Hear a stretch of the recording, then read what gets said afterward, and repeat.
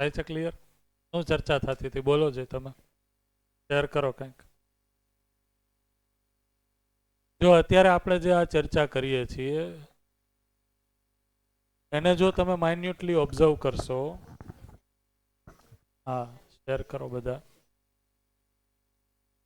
આનો ઉપયોગ ઘણો છે. અત્યારે આપણે જે આ શેર કરી, તમે જે એક્ઝામ્પલ આપ્યું એના કારણે છે એક ચર્ચાનો નવો દોર, બરોબર? તો આ માઇન્યુટ ઓબ્ઝર્વેશન છે ઘણા.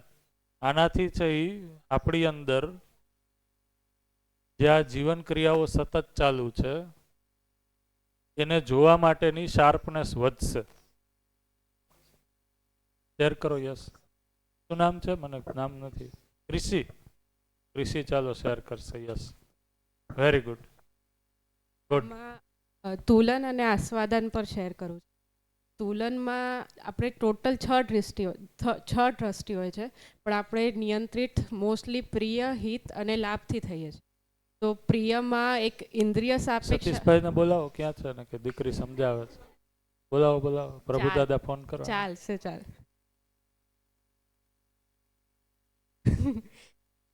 પ્રિયમાં ઇન્દ્રિય સાપેક્ષ આપણે નિર્ણય લઈએ અને હિતમાં શરીરના સાપેક્ષ નિર્ણય લઈએ કે મારા શરીર માટે શું સારું છે, શું ખાવું જોઈએ.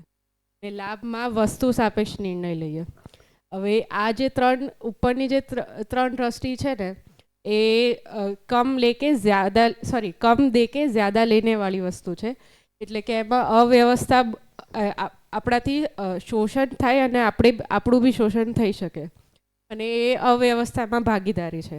પ્રિય દ્રષ્ટિ એ કઈ રીતના છે? કમ દેકર જ્યાદા લેના. એમ હિત દ્રષ્ટિ છે એમાં કમ દેકર જ્યાદા લેના કઈ રીતના છે?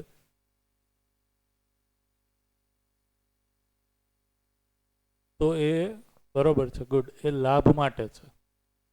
કમ દેકર જ્યાદા લેને કી જો પ્રવૃત્તિ એટલે વૃત્તિ માટે. તો વૃત્તિની એક દ્રષ્ટિ જે એના માટે જવાબદાર છે કે હું ઓછું આપીને વધારે કેમ લઈ લઉં, એ લાભ છે. પ્રિય અને હિતમાં છે એ રીતના પ્રવૃત્તિ નથી. પણ પ્રિય અને હિતમાં છે એ શું હશે?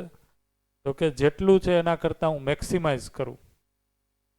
પ્રિય દ્રષ્ટિમાં જેટલું અત્યારે હું ભોગવું છે એના કરતાં મેક્સિમાઇઝ કરું. ઓકે. અને માઇક આપો એને. એક બીજું તમારી પાસે એ રાખો. હાલ આપણે એવી રીતે જોઈએ, સપોઝ પ્રિય છે. હવે ઠીક છે, એમાં પ્રિય અને હિત જોઈએ છે ને, એના અંદર બીજો સામેવાળો છે નહીં સાપેક્ષમાં. જે રીતે હું છું એમ, હું અને મારું શરીર, જીવન અને શરીર, એ બે સેન્સમાં. કારણ કે ઇન્દ્રિયો ક્યાં છે? મારા શરીરની છે. હિત પણ કહ્યું છે, મારા શરીરને લઈને મારે વિચારવાનું છે. તો આમ બહુ સૂક્ષ્મતાથી જોવા જઈએ તો મારા શરીરને પણ પ્રિયના પોઈન્ટ ઓફ વ્યૂથી જોવા જઈએ તો કમ દે કે જ્યાદા લેના, મતલબ શરીરનો આમ જોવા જઈએ તો દુરુપયોગ થાય છે. દુરુપયોગને આપણે શોષણ નહીં કહીએ. શરીર સાપેક્ષે જીવવું જોઈએ, શરીરનો દુરુપયોગ છે. શરીર કયા અર્થમાં છે અસ્તિત્વમાં, એ પર્પઝ ભૂલીને હું પ્રિય અને હિતને ધ્યાનમાં રાખીને જીવું છું. તો એક પ્રકારે શરીર ઉપર તો અત્યાચાર જ છે. શરીરને નથી સદુપયોગ નથી. તો એક પ્રકારનું એ શરીરનું શોષણ જ થયું ને. સદુપયોગ ન થવો એટલે શોષણ. હું આ પોઈન્ટ ઓફ વ્યૂથી કહું છું. જેવી રીતે હમણાં કોમભૈયાએ સરસ વાત કરી હતી કે જો મેં સમજ में नहीं आएगा तो मैं सुख पाने के लिए शरीर को रगड़ देगा. મતલબ શરીરનો સત્યાનાશ કરી નાખશે. મૂળ સેન્ટરમાં જીવન છે. જો જીવનને સુખ ના મળ્યું ને તો શરીરને રફે દફે કરી નાખશે. એટલે શરીરનો સદુપયોગ તો બહુ ઇમ્પોર્ટન્ટ પાર્ટ છે. તો જે પર્પઝથી અસ્તિત્વમાં વસ્તુ છે ને એ પર્પઝ માટે વપરાશે તો એ ઉત્સવિત થશે અને એક્ઝેક્ટલી એ વધુ તૃપ્તિદાયક બનશે. તો શરીર કયા અર્થમાં છે? તો શરીર પ્રિય હિતના અર્થમાં નથી. તો જો એ અર્થમાં નથી હું એ રીતે કરીશ અને એનાથી જો સુખ મેળવવા જઈશ તો મેં સુખ પાને કે लिए શરીર को रगड़ देगा. આવું એક સરસ સેન્ટેન્સ એમને બોલે. મને એ સેન્ટેન્સ ખૂબ ગમી. એક્ઝેક્ટ સેન્ટેન્સ શું હતું કહું તો બહુ મસ્ત છે. તો આપણે મેને નહીં સમજીએ ને અને શરીરને જ સમજશું, શરીર સેન્ટરમાં રાખશું તો मैं तृप्त नहीं होगा यानी कि निरंतर सुखी नहीं होगा तो वह ब्रह्म में शरीर को रगड़ देगा. એટલે એ સેન્સથી મેં શોષણ ખાલી વિચાર્યું હતું. હા, એ બરોબર છે. બરાબર છે. એ તો શરીરનું શોષણ છે જ. બરોબર છે. ગુડ. આગળ કન્ટિન્યુ કરો તમે. ન્યાય ધર્મ સત્ય એટલે ન્યાયમાં આપણે સંબંધના સાપેક્ષ નિર્ણય અને ધર્મમાં વ્યવસ્થા સાપેક્ષ નિર્ણય અને સત્યમાં અસ્તિત્વને ધ્યાનમાં રાખીને એટલે ત્યાં કોઈ શોષણની ક્રિયા ના થાય એટલે એ વ્યવસ્થામાં જ રહે. અને આના અગર જ્યારે આની દ્રષ્ટિ બને છે તો ઉપર જે પ્રિય હિત લાભ છે એ સેકન્ડરી બની જાય. રાઈટ. એ જતી ના રહે, એ સેકન્ડરી બને. અને આસ્વાદનમાં રુચિમૂલક એટલે એમાં રુચિમૂલકમાં પ્રિય હિત લાભ આવી જ ગયું અને મૂલ્યમૂલકમાં ન્યાય વસ્તુ આવી ગઈ રાઈટ. અને લક્ષ્યમાં ધર્મ અને સત્ય આવી ગયું. યસ. ગુડ. Very good. સરસ. બરોબર છે. Very good. બોલો બીજી કાંઈ આમાં ક્વેરી? આપણે બ્રેક પહેલા જે ચર્ચા કરી એમાં સમજમાં આવે છે? ધ્યાન જાય છે? જે ચર્ચા કરી એનાથી સ્પષ્ટતા વધી કે ઘટી? કે ઓલરેડી આ રીતના ખ્યાલ જ હતું? શું લાગે છે? રાઈટ. તો કોઈ એક નિર્ણય આપણે લઈએ છીએ તો તુલનમાં આ 6 દ્રષ્ટિકોણ છે તો એના ગમે એટલા કોમ્બિનેશન હોઈ શકે. બનીએ કે એક કોમ્બિનેશનથી આપણે લઈએ નિર્ણય, પ્રિય દ્રષ્ટિથી ખાલી ધારો કે લીધો અથવા પ્રિય અને હિત દ્રષ્ટિપૂર્વક લીધો અથવા પ્રિય હિત લાભ દ્રષ્ટિ ત્રણેયને સાથે રાખીને લીધો અથવા પ્રિય હિત અને ન્યાય દ્રષ્ટિને સાથે રાખીને લીધો. તો આ કોમ્બિનેશન છે એ 6 ના કોઈ પણ હોઈ શકે. કોઈ એક દ્રષ્ટિના કોમ્બિનેશનમાં, 2 ના કોમ્બિનેશન, 3 ના કોમ્બિનેશન. તો મારી ચેતનાની સ્થિતિ કે વૈચારિક સ્થિતિ ક્યાં સુધી છે એના આધારે છે એ મારો સોચનો, વિચારનો આ જે દ્રષ્ટિ છે એ ક્યાં છે? તો એ વિચારનો ફેલાવ છે એ ત્યાં સુધી પહોંચે. રાઈટ.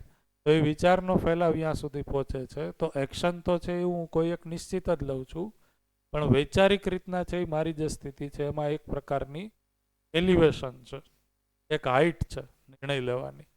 તો એ છે એ આ દ્રષ્ટિકોણમાં પરિમાર્જનથી આવે. તો આ રીતના જ્યારે મારા મેજોરિટી નિર્ણય પ્રિય હિત લાભ છે કે ન્યાય ધર્મ સત્ય છે એમાંથી ધીમે ધીમે સમજના ક્રમમાં ન્યાયપૂર્વક જીવવું, ધર્મપૂર્વક જીવવું, સત્યપૂર્વક જીવવું એ મને છે એ આકર્ષિત કરવા માંડે. અત્યાર સુધી છે એ શું આકર્ષિત કરે છે? પ્રિય છે એ બહુ આકર્ષિત કરે છે. ભાઈએ જે સવારે એક્ઝામ્પલ શેર કર્યું કે આટલી સૂચનાઓ હોવા છતાંય જ્યારે નિર્ણય લેવાનો આવ્યો તો મનથી જ ચાલિત થઈ ગયા આપણે, પ્રિય સુધી ન પહોંચ્યા. તો આટલો ગહન આપણો અભ્યાસ છે શરીરમૂલક જીવવાનો, મનથી નિર્ણય લેવાનો, કે એ સૂચના હોવા છતાં આપણે ઉપરની જે આ ફેકલ્ટી છે ત્યાં સુધી પહોંચતા જ નથી. તો નિર્ણય છે એ અહીંયાથી જ લઈ લઈએ છીએ. તો નિર્ણય છે એ અહીંયાથી જ લઈ લેવાના કારણે જે અત્યારે તો એનું મૂળ આપણે જોઈએ તો આપણા જે પહેલેથી અભ્યાસો છે, આપણી પહેલેથી જે પ્રવૃત્તિઓ છે એ ગહન રીતના શરીરમૂલક વિચારવા માટે ફેલાયેલી છે. બરોબર. એટલા માટે શું થાય છે કે નિર્ણય છે એ મોટા ભાગે અહીંયાથી લેવાય છે. ધારો કે આપણે સૂચનાઓમાં એક લેવલ ઉપર અહીંયા પહોંચીએ, અહીંયા સુધી પહોંચીએ તો હવે છે હું તુલનમાં આ અને આ બે કરું છું, પણ છતાં તુલનના અંતે મારું જે વિશ્લેષણ પછી આસ્વાદન અને ચયન થાય છે એ પ્રિય હિત લાભનું જ થાય છે. એનું કારણ શું છે? તો કે ન્યાય ધર્મ સત્ય શું છે એની સૂચના હોવા છતાંય હું અહીંયાથી તુલન કરું છું, કારણ કે બહુ ગહેરાઈમાં હું આ વસ્તુ પ્રિય હિત લાભપૂર્વક કરવા માટે ટેવાયેલો છું.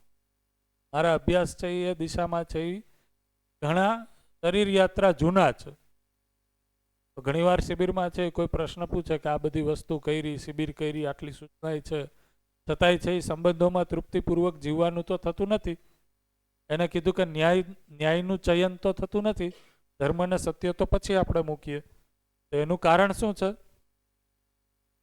એનું કારણ એ છે કે મારા જે આ દિશામાં જે મારી માન્યતાઓ છે, પહેલાંથી મારા જે અમુક અભ્યાસ, રૂટીન, હેબિટ, ટેવ એ સેટ થયેલી છે, એ પ્રાથમિકતા અહીંયાથી અહીંયા આવવા દેતું નથી. તો તુલન થાય છે, વિશ્લેષણ થાય છે, પણ ફરીથી પાછું વિશ્લેષણના અંતે આસ્વાદન છે એ સુખના સ્વરૂપમાં હું PHLનું જ કરું છું. એટલે ચયન છે એ પ્રિય હિત લાભનું જ થાય છે. આવું થાય છે કે નહીં? તો અધ્યયન ક્રમમાં ધીમે ધીમે મારું સમજવા માટે ન્યાય ઉપર, ધર્મ ઉપર, સત્ય ઉપર ધ્યાન જવા માંડે. અને જે આકર્ષણ અત્યારે પ્રિય હિત લાભમાં છે, જે સુખ પ્રિય હિત લાભપૂર્વક જીવવામાં છે, એ ધીમે ધીમે મારી અંદર પરિમાર્જન પૂર્વક છે એ ન્યાય માટે થવા માંડે. એટલે કે મને હવે સપના આવે છે, તો એ સપના એ આવે છે કે હવે ન્યાય હું કઈ રીતના કરું પરિવારમાં, જે જગ્યાએ કામ કરું છું અહીંયા, સમાજમાં જ્યાં રહું છું અહીંયા, પ્રકૃતિમાં જ્યાં રહું છું અહીંયા, એની સાથે મારું ન્યાયનું સ્વરૂપ શું થાય? હું ન્યાયપૂર્વક જીવીશ તો જે મને સુખ મળે છે એનું એક અનુમાન બનવા માંડે. આને કીધું કે નેક્સ્ટ સ્ટેજમાં અહીંયાથી મારો ઝુકાવ છે એ અહીંયા બનવા માંડે. તો અત્યાર સુધી કાર્ય વ્યવહાર માટે જે મન છે એ ડ્રેગ કરતું હતું મને, એની બદલે છે વૃત્તિ છે એ ડ્રેગ કરવા માંડે. વૃત્તિથી હું ચાલિત થવા માંડું.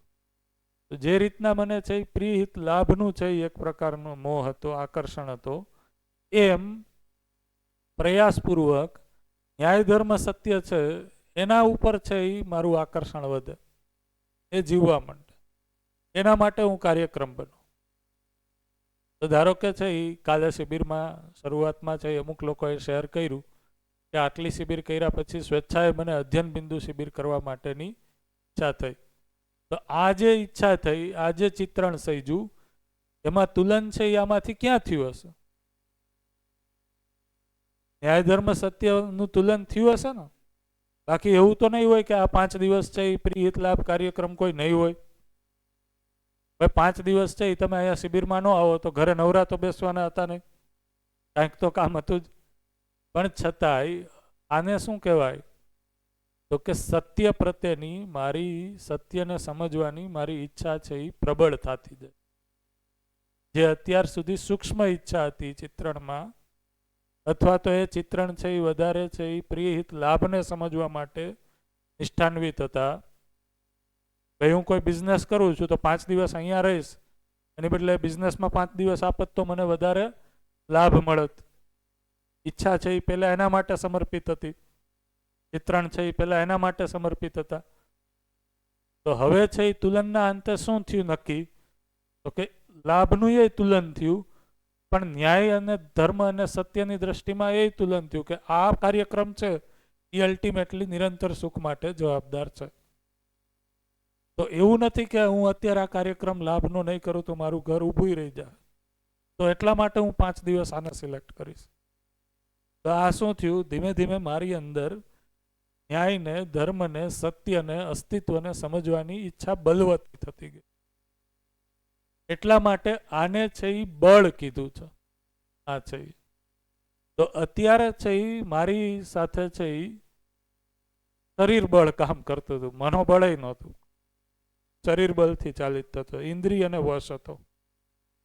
બરોબર? એ છે એ વૃત્તિબળ સુધી હું પહોંચ્યો.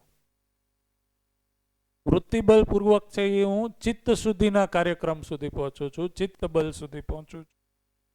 ત્યારે છે એ સાક્ષાત્કારની શરૂઆત થઈ.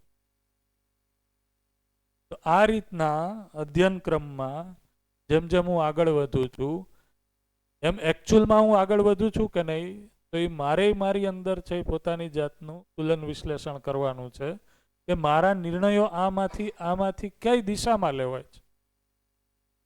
એક આપણે એવો અભ્યાસ રાખી શકીએ એ દિવસ દરમિયાન છે એ જેટલી પણ હું ક્રિયાઓ કે એક્ટિવિટી, કાર્ય વ્યવહારમાં ભાગીદાર થાઉં છું, એનું સાંજે છે એ સૂતા પહેલાં એક ડાયરીમાં છે એ સરવૈયું લખું અભ્યાસ માટે. કેટલા નિર્ણય છે એ મેં આનાપૂર્વક લીધા, કેટલા નિર્ણય છે એ આનાપૂર્વક લીધા. બરોબર, આ છે એ હું નોટ કરું. અચ્છા, પછી હું પોતાને જ ક્વેશ્ચન કરું કે જ્યારે જ્યારે હું આનાપૂર્વક નિર્ણય લઉં છું તો એ મારામાં સુખદાયી છે કે નહીં, હું સુખી થાઉં છું કે નહીં, એ નિરંતર સુખાકારીમાં કોઈ ભાગ આપે છે કે નહીં, એને હું પોતાને ક્વેરી કરું, ક્વેશ્ચન કરું. આ શું કામ જરૂરી છે? આ સ્ટેપ શું કામ જરૂરી છે? સ્વપ્રેરણા માટે, પોતાનો ઉત્સાહ વધેલો રહે એના માટે. ભાઈ તમે આ દિશામાં આગળ વધશો તો આને રેકગ્નાઇઝ કરવા વાળા લોકો છે એ લિમિટેડ હશે અત્યારે. તો પોતાને તો રેકગ્નાઇઝ કરવું પડશે ને કે હું આટલું કરી ગયો. તો એ રેકગ્નિશન માટે, એકનોલેજમેન્ટ માટે કે યસ મારાથી આ થઈ ગયું, મને એની ખુશી છે. આ વખતે મેં નિર્ણય લીધો, એમાં શું કર્યું તો કે મેં તુલનમાં છે એ પ્રિય હિત લાભને હાવી ન થવા દીધું ન્યાય ધર્મ સત્ય. તો હું વૃત્તિ તંત્રિત છે એ ચાલી શક્યો. તો મન તંત્રિત ઉપર ચાલતો તો એની એક જે સુખાકારી, એની જે પવિત્રતા છે એના કરતાં છે વૃત્તિ તંત્ર માણસની પવિત્રતા છે એ વધારે હશે કે નહીં? એનાથી ઉપર છે એ જ્યારે હું આ ક્ષેત્રમાં પ્રવેશ કરું છું ત્રીજા સ્તર ઉપર, તો હવે હું ચિત્ત તંત્રિત છું. તો ચિત્ત તંત્રિતમાં હું કોઈ નિરંતર સાર્વભૌમિક સાર્વકાલિક તથ્યને જોઈ શકું છું, ઓળખી શકું છું. તો મારી જીવવાની ગુણવત્તા છે એમાં ઓર એક પરિમાર્જન આવ્યું, ઓર સટીકતા આવી, ઓર નિશ્ચિતતા આવી. તો આ જે બલ છે એ બલ હવે છે એ મારી અંદર જીવવા માટેનું વધતું જાય છે. હું સ્વતંત્રતાપૂર્વક છે એ જીવું છું એવું મને પોતાની અંદર મૂલ્યાંકિત થતું જાય. રાઈટ? તો આ રીતના છે જે રીતના હું સારું જીવી શકું છું એના એકનોલેજમેન્ટ માટેનો આ અભ્યાસ હોવો જોઈએ, કાર્યક્રમ હોવો જોઈએ. એમાં હું જોઉં તો હું કેટલું સારું કરી શક્યો, કેટલું હું જીવી શક્યો, એનું હું નોટ ડાઉન કરું, એનું હું શેરિંગ કરું. એ રીતના કરવાથી ધીમે ધીમે તમે જ્યારે લખશો તો તમારું ધ્યાન જશે કે એકચ્યુઅલમાં આમાં પ્રિય શું હતું, હિત શું હતું, લાભ શું હતું કે નહીં, ન્યાય શું હતું. તો નેચરલી છે એ પ્રશ્ન થશે જ્યારે તમે એને કેટેગરાઇઝ કરવા જાશો ને. ઓકે, આને મેં ન્યાય કર્યું કે નહીં, તો ન્યાય એટલે શું એ સમજવું પડશે ને, તો તમે એને કેટેગરાઇઝ કરી શકશો. એટલે છે એ અસ્તિત્વ સહજ ન્યાયની વ્યાખ્યા શું છે એની ઉપર પછી ધ્યાન જશે. વચ્ચે મેં જ્યારે આમને વિનોદભાઈ પ્રશ્ન પૂછ્યો ત્યારે મેં સમજાવ્યું હતું કે એકચ્યુઅલમાં હું સંબંધ સાપેક્ષ નિર્ણય લઉં છું તો સંબંધ એટલે શું એ મને ધ્યાન હશે તો હું ક્લિયરલી કહી શકીશ કે આ મેં ન્યાય કર્યો. નહીતર ભાષામાં તો હું ન્યાય કહીશ, પણ છે તો ન્યાય સુવિધા જ. સંબંધને મેં ક્યાં જોયો છે? એટલા માટે મેં કીધું કે આ બધું સમજ્યા પછી તમારે પોતાની જાત સાથે પ્રામાણિક રહેવું પડશે. એકચ્યુઅલમાં તો હું આ જ કરું છું કે આ કરું છું. તો શબ્દો આવી જવાથી અભિવ્યક્તિમાં કદાચ હું આ મૂકી દઉં છું, પણ મારી અંદર છે એ કઈ દ્રષ્ટિ આવી છે મને તો ખ્યાલ છે ને. હવે મેં કપડાં લીધા તો હવે હું આ સમજાયું, એના પછી તમે એમ કહી શકો કે સંબંધમાં છે એ મૂલ્ય નિર્વાહ માટે મેં લીધા. મારા ઘરના લોકો મને કહેતા હતા લઈ લે એટલે મેં લઈ લીધા. મને કોઈ રસ નથી જીવન વિદ્યા સમજ્યા પછી કપડાં લેવામાં. આ તો ઘરવાળા છે એ વાહે પડી ગયા હતા એટલે મેં લીધા. આવું થાય. મને તો ખ્યાલ છે ને કે એકચ્યુઅલમાં એના માટે મેં લીધા કે પછી મારી અંદર કોઈ પ્રિય દ્રષ્ટિ છે એનું. રાઈટ? આ ખ્યાલ આવે છે? તો આ સૂક્ષ્મતા છે એ પકડાશે ધીમે ધીમે. ભાઈ કપડાં લેવામાં કોઈ પ્રોબ્લેમ નથી, લઈ લ્યો એમાં કાંઈ વાંધોય નથી, પણ મારી જાત સાથે હું છે એ આરપાર પારદર્શિતાથી જોઈ શકું છું કે નહીં. કપડાં લઈ લીધા કાંઈ વાંધો નહીં, મોબાઈલ લઈ લીધો કાંઈ વાંધો નહીં, પણ મારી અંદર છે એ પ્રિય દ્રષ્ટિ છે ને હું એને ખપાવું છું ન્યાય ધર્મ સત્યમાં.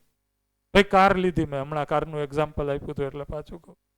ભાઈ કાર લીધી મેં, કાં તો કે મારે આ ન્યાય ધર્મ સત્ય દ્રષ્ટિનો છે એ નિર્વાહ કરવો હતો, એટલે એકચ્યુઅલમાં છે કે નહીં એ તો મારે જોવું પડશે ને.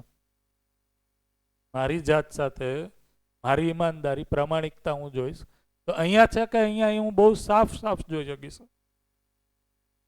હવે એના એટલા માટે મારા નિર્ણયનું જે સહી અથવા તો ગલત પક્ષ છે એનો અરીસો હું ખુદ પોતે છે એ હવે ઘણોય થઈ જશે. બીજા વ્યક્તિને તો હું કોઈ પણ રીતના છે એ સમજાવી શકીશ, પણ મારી અંદર આ બેમાંથી કઈ સ્થિતિ છે એનું તો મને જ્ઞાન છે જ. તો શબ્દો આ હશે પણ કરતો અહીંયા જઈશ તો બોલવાની તૃપ્તિ એક સમય પછી વહી જશે. એ કોઈ તૃપ્તિદાયક સ્થિતિ નહીં રહે, ઉલટાના વધારે ખોખલા થઈ જશે. એટલા માટે જો હું આ કરું છું તો મારું ધ્યાન અહીંયા જ બનેલું રહે કે ભાઈ આ જ છે. એ પ્રામાણિકતા, એ પ્રામાણિકતા છે એ જ છે એ ચિત્ત શુદ્ધિ માટેનો દ્વાર ખોલશે. ત્યાં સુધી સાક્ષાત્કારની નજીક આવવાની કોઈ શક્યતા નથી.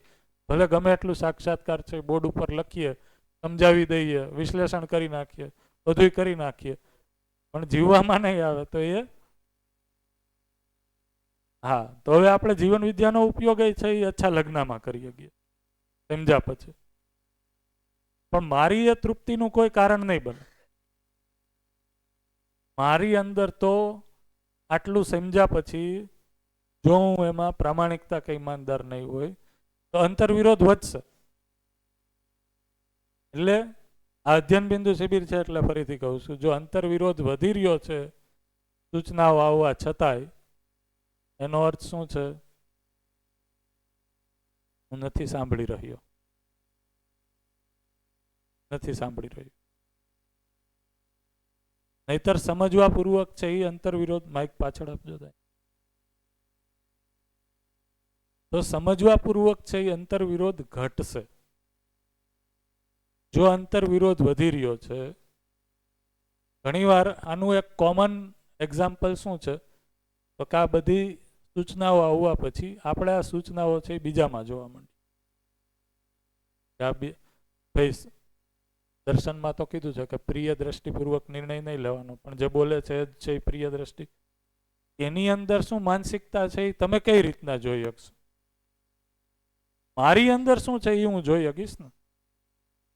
તો એનું મૂલ્યાંકન કરવાનો કોને અધિકાર છે? વ્યક્તિ પોતાને, ને એનાથી જે શ્રેષ્ઠ વ્યક્તિ છે એની એને સ્વીકૃતિ છે એને છે, એ કરી શકશે. રાઈટ? યસ.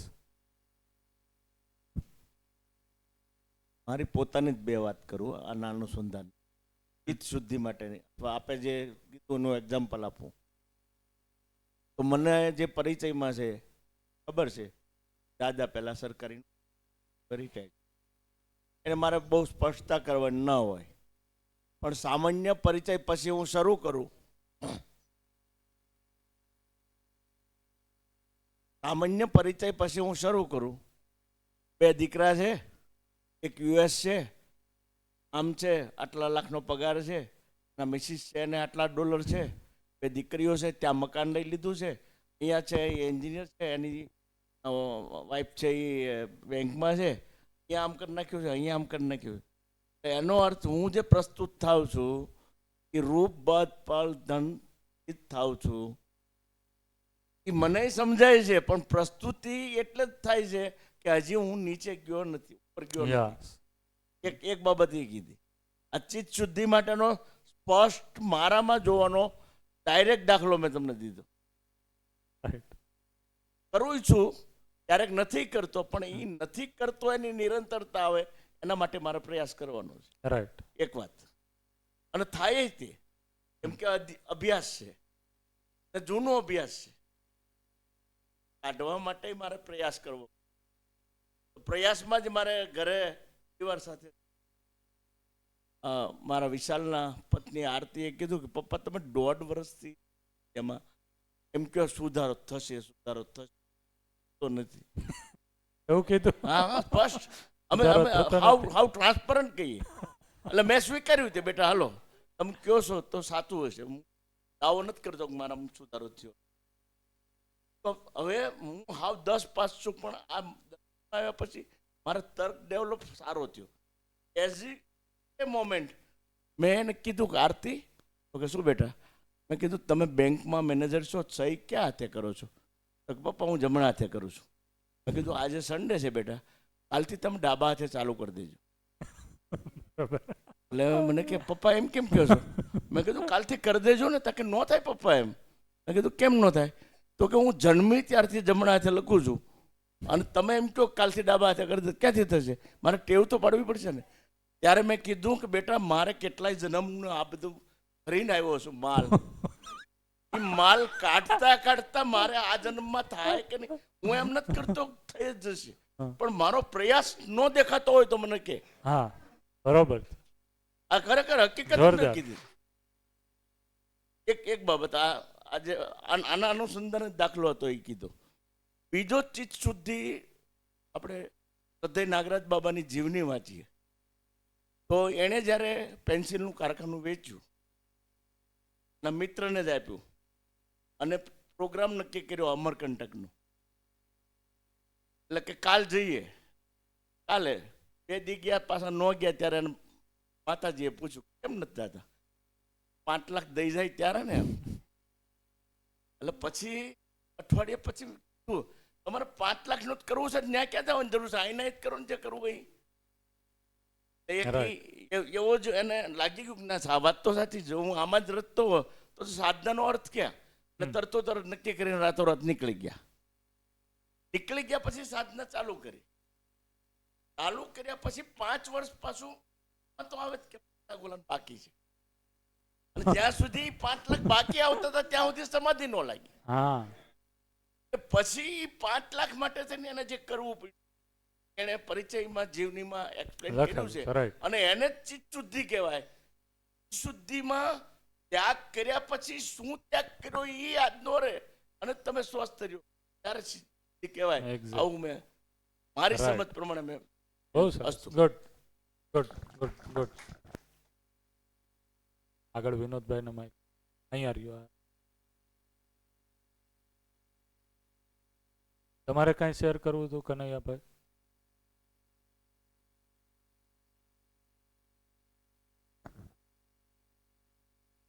કે નાગરાજ બાબાજીએ પહેલાં ધ્યાન કર્યું, પછી એમને સમાધિ લાગી, પછી આખું અસ્તિત્વ એમની સમક્ષ દર્શન રૂપે ઉઘડ્યું. કમસે કમ 18-20 વર્ષનો સમય લાગ્યો હશે.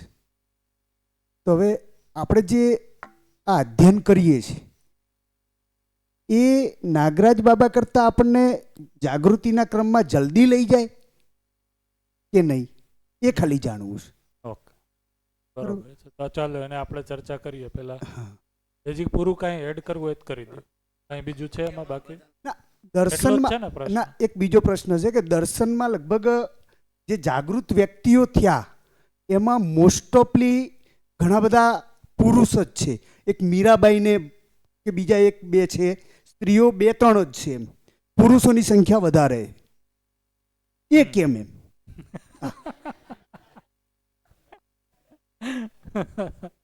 બરોબર છે. ચાલો તો વિનોદભાઈને સાંભળી પછી આપણે બે વસ્તુને લઈએ. બહુ સરસ. ગુડ. માં છે ને પ્રિય તુલનમાં, લાભ yes. છે, ન્યાય ધર્મ સત્ય છે. ન્યાય ધર્મ સત્ય આવશે તો જ સાક્ષાત્કાર બોધ અનુભવ સુધી પહોંચી છે. રાઈટ. નવો પ્રિય લાભ મત 4.5 ગીરી યસ એ ફાઇનલ છે. કન્ક્લુડ. ગુડ. શું કામ? કારણ કે પ્રિહિત લાભનો માલ છે જે દાદાએ કીધો બધો એ જો એમાં કોઈ નિરંતર વસ્તુ છે? સાક્ષાત્કારથી ઉપર જે આ ફિલ્ટર છે અહીંયા આ જે દ્વાર છે એમાં તો ફિલ્ટર થઈને એવી જ વસ્તુ જાય છે જે નિરંતર છે, જે સાર્વભૌમિક છે, સાર્વકાલિક છે. ગિરીશભાઈને એટલા માટે યાદ કરતો હતો કે જ્યારે એને આ સમજાવ્યું ને હાથીવાળું એક્ઝામ્પલ દેતા હતા ત્યારે તો એક વસ્તુ એણે એવી કીધી, એની ઉપર ચર્ચા પછી એની યારે કરી લેજો કે મને હાથી છે એ સમજાઈ ગયું. તો હાથી નહીં સમજાય. સાક્ષાત્કાર થશે એ અવસ્થાઓનો થશે. અવસ્થાની અંદર કોઈ ઇકાઈ છે એનો નહીં થાય. તો અસ્તિત્વ છે એ અનંત ઇકાઈઓનું છે. તમે હાથી લેશો, પછી બકરા લેશો, પછી વાંદરા લેશો, ગાય લેશો, એમ નહીં. તો અવસ્થા પ્રમાણે છે એ સ્વીકૃતિ થવી એને કીધું. કારણ કે અવસ્થાની અંદર જે સ્થિર વસ્તુ છે એ સ્વભાવ છે. પણ આ બહુ સહજ છે વસ્તુ, કારણ કે મારા અધ્યયન ક્રમમાં છે એ મેં આ જ રીતના જોયું. પ્રશ્ન અહીંયા જ આવે કે તો અસ્તિત્વ છે એ કેવડું છે. કેટલી વાસ્તવિકતાઓ છે, એક એક વાસ્તવિકતાઓનો સાક્ષાત્કાર થશે. તો જ્યારે કહે છે એક એક વાસ્તવિકતાનો સાક્ષાત્કાર થશે, એક એક શબ્દને યુઝ કર્યો છે એકમના અર્થમાં, ઇકાઈના અર્થમાં. દર્શનની અંદર એક એટલે શું? તો કે ઇકાઈ. તો ઇકાઈ છે એ અવસ્થાના અર્થમાં છે, એ સાક્ષાત્કાર થશે. તો અવસ્થાના અર્થમાં જે સ્થિરતા વાળો ભાગ છે એ શું છે? સ્વભાવ અને ધર્મ. તો હું જે પર્યાવરણ કે પરિવેશમાં રહું છું, જ્યાં હું ઇન્ટરેક્ટ કરું છું, એમાં છે એ જીવાવસ્થાની કોઈ ઇકાઈને મેં અધ્યયન કર્યું. એ અધ્યયનમાં છે એ સ્વભાવ અને ધર્મના અર્થમાં છે એ તો કે જીવાવસ્થાનો સ્વભાવ શું છે? તો કે ક્રૂર અક્રૂર. ધર્મ શું છે જીવાવસ્થાનો? તો જીવવાની આશા. આ વસ્તુ છે એ મને કોઈ સમયે સ્વીકાર થઈ ગઈ કે જીવાવસ્થાના જેટલા પણ જીવો સાથે હું છું, બધાયમાં મેં સર્વેક્ષણ કર્યું, આ મને સ્વીકાર થઈ. અને બીજી વસ્તુ એના પ્રયોજનના દ્રષ્ટિકોણથી જોઈએ તો એ સ્વીકાર થઈ ગયું, એમાં છે એ વ્યવસ્થાના ભાગીદારીના અર્થમાં એનો રોલ શું છે એ ક્લિયર થઈ ગયું. એટલે મારું એની સાથે જીવવાનું સ્વરૂપ છે એ ડિફાઇન થઈ ગયું, નિશ્ચિત થઈ ગયું. એનો સ્વભાવ અને ધર્મ છે, એમાં હું ક્યાંય બાધક નથી. એ રીતના હું જોવાનું સ્ટાર્ટ કરી દઉં, એ રીતનું મારી એની સાથે જીવવાનું થઈ જાય. એને બેને જે બ્રેકમાં પૂછ્યું કે પાણી, તો પાણી સાથે એ રીતના જીવવાનું થઈ ગયું. એટલે પાણી સાથે જ નહીં, પદાર્થાવસ્થાની સમગ્ર જે વાસ્તવિકતાઓ છે એની સાથે મારું ઇન્ટરેક્શન છે, એ ઇન્ટરેક્શન તો સંજોગ યોગ સંયોગપૂર્વક થશે. પણ જ્યારે પણ થશે, જો મને એ સાક્ષાત્કારમાં ક્લિયર થઈ ગયું, તો મારું એની સાથે પ્રયોજન સિવાય છે એ કોઈ કાર્ય જ નથી, પ્રયોજનના અર્થમાં જ છે. હવે જીવવાનું તો એ યોગ સંયોગ વશ થશે. ભાઈ જે પરિવેશમાં હું જીવું છું, દાખલા તરીકે બહેનો જીવે છે, એ પરિવેશમાં હું નથી જીવતો. પાણી સાથે વધારે જીવવાનું છે એ ઘરના એક લેડીઝ છે ને વધારે છે કમ્પેરેટિવલી. મારે છે, કારણ કે સદુપયોગ દુરુપયોગ છે એ ઘરમાં છે, એ એના હાથમાં છે. તો જ્યારે હું યોગ સંયોગ વશ, ભાઈ મારે કાંઈ યુરેનિયમ સાથે તો જીવવાનું નથી દરરોજ, પણ પદાર્થાવસ્થાનો સાક્ષાત્કાર થઈ ગયો, તો યોગ સંયોગ વશ જો મારે એની સાથે જીવવાનું થશે તો એનું પ્રયોજનના અર્થમાં જ ઉપયોગ થશે. કોલસા સાથે મારું જીવવાનું થશે તો પ્રયોજનના અર્થમાં જ થશે. પાણી સાથે જીવવાનું થશે, પ્રયોજનના અર્થમાં જ થશે. એમ જીવાવસ્થા મને સમજાઈ ગયું, તો કોઈ પણ પ્રાણીઓ સાથે મારું જીવવાનું છે. ભાઈ હાથી સાથે તો હું નથી જીવવાનો ને, હું તો ગાય ઘોડા બકરી જે મારા પરિવેશમાં છે એની સાથે. પણ કોઈ વ્યક્તિ છે એનો પરિવેશ છે એમાં હાથી છે, સાપય છે. તો એ પરિવેશ સાથે મારું જીવવાનું છે નિશ્ચિત થઈ ગયું. કારણ કે પરિવેશમાં જેટલી વસ્તુ છે એના મારી અંદર કોઈ ક્ષણે એ સ્વભાવ અને ધર્મ છે એ સ્વીકાર થઈ ગયો. તો એ અવસ્થાનો છે એ મને સાક્ષાત્કાર થશે. તો આ રીતના છે એ એક થઈ ગયું, આ થઈ ગયું. આમ એક એકનો સાક્ષાત્કાર. રાઈટ? માઇક એક પાછળ રાખો. તો એ રીતના છે એ સાક્ષાત્કાર થશે. એક એક એકમનો નહીં થાય. તો દરિયાઈ સૃષ્ટિ કેટલી છે, હવે એનો અધ્યયન કરો. હા, તો અવસ્થા, કારણ કે અવસ્થામાં કોમન આ વસ્તુ છે. રૂપ ગુણમાં તો છે એ બહુ વિવિધતા છે. તો એટલા માટે અધ્યયન જે થશે એ શું થશે? તો પે રૂપ છે એની નિશ્ચિતતા આકાર આયતન ઘનત્વમાં છે. તો નિષ્કર્ષે નીકળશે કે આકાર આયતન ઘનત્વ છે એ અલગ અલગ રહેશે, એ સ્વીકાર થઈ જવું. ગુણ સમ વિષમ મધ્યસ્થ છે, તો સમ અને વિષમ છે એમાં બહુતા રહેશે, વિવિધતા રહેશે. મધ્યસ્થ છે એ સ્થિર છે, એ સ્વીકાર થઈ જવું. આ સિવાય કાંઈ નથી. સ્વભાવ અને ધર્મમાં મેં જે કીધું એ સ્વીકાર થઈ જવું, આ સિવાય કાંઈ નથી. તો જે છે આ અને આ છે એ સ્વીકાર થઈ જવું, અને એ સિવાયનું છે એ નથી એ સ્વીકાર થઈ જવું. એને કીધું કે એક એકનો છે એ સાક્ષાત્કાર થઈ જવું. છે ને ઇન્ટરેસ્ટિંગ વાત? નિશ્ચિત છે. અનિશ્ચિત વસ્તુઓ નથી, અનંત વસ્તુઓ નથી. એક માણસ સમજાઈ ગયો એટલે કે મને હું સમજાઈ ગયો, બીજા બધા 700 કરોડ લોકો સમજાઈ ગયા. રાઈટ? પછી એમાં છે ઈ આ દેશનો અલગ, આ દેશનો અલગ, એવું નથી. રાઈટ? યસ. 2 પ્રશ્નો છે. જીવ અવસ્થામાં દાખલા તરીકે હું કિચન માસ્ટર છું, એટલે કોકરોચ અને ગરોળી આ 2 હારે મારે કેવી રીતનો વ્યવહાર કરવો? રૂપ ગુણ એ તો સમજી ગયા, સ્વભાવ અને ધર્મ પ્રમાણે. તો એ આમ આમ પીડાદાયક છે. અને મોટા ભાગે મેં જોયું છે કે કિચન માસ્ટરો આ 2 થી બીવે જ છે. એ ભય એને બાળપણમાં મળ્યો છે, માતા પાસેથી, પિતા વાતાવરણમાંથી. એ ભલે મળ્યો, પણ અત્યારે તે મને ભય નથી, પણ જીવવાના સ્વરૂપની બીજા હાથીની તમે વાત કરી તો ગળે ઉતરી જાય. પણ જ્યારે કામ કરતા કરતા 2ની સાથે મારો વ્યવહાર હું કરવો, એ થોડુંક મને આમ લાગ્યું. આ એક પ્રશ્ન. રાઈટ. બેનો હશે, બધા એનો પ્રશ્ન છે. ચાલો, એટલે જ કીધું મેં મારું નામ દીધું. બીજું શું છે કયો? સેકન્ડ એ પ્રશ્ન આવ્યો કે 3 અવસ્થા માટે આપણે રૂપગુણ સ્વભાવ ધર્મ કહીએ, તો જ્ઞાન અવસ્થામાં તે રૂપગુણ એટલે કે એનું મોડલ સ્ત્રી, પુરુષ, બચ્ચા, વૃદ્ધ, યુવાન, શરીર, જે ગુણ સમ વિષમ મધ્યસ્થી જોઈ લીધું. પણ જીવન સ્વરૂપે જોવા માટે તો પાછું આમાં જ જવું પડશે. સંબંધ્ય જ નથી. એ શું? હા, તમે કયો પહેલા. જીવન સ્વરૂપે જ્ઞાન અવસ્થાના માનવને જોવાની દ્રષ્ટિ કહેવા પાછું આની જેમ જ જવું પડશે. ત્યારે માનવ સાથેનો સંબંધ, સંબંધ સાથે ન્યાય, ન્યાય સાથે ધર્મ, ત્યારે જ આગળ જવાશે. એવું સાચું છે કે ખોટું? એ બરોબર છે. એ કરેક્શન માટે મેં તમને પૂછ્યું આ 2 પ્રશ્નો. હા, પેલો પ્રશ્ન હતો એમાં તો શું છે, તો કે જે પણ એ જીવાવસ્થાના એકમ છે, તો પહેલા મારું ધ્યાન જશે કે મારું જે જીવવાનું અત્યારે સ્વરૂપ છે, ઘરનું જે સ્વરૂપ છે, એમે બહુ છે એ પ્રકૃતિ વિરોધી બનાવેલ.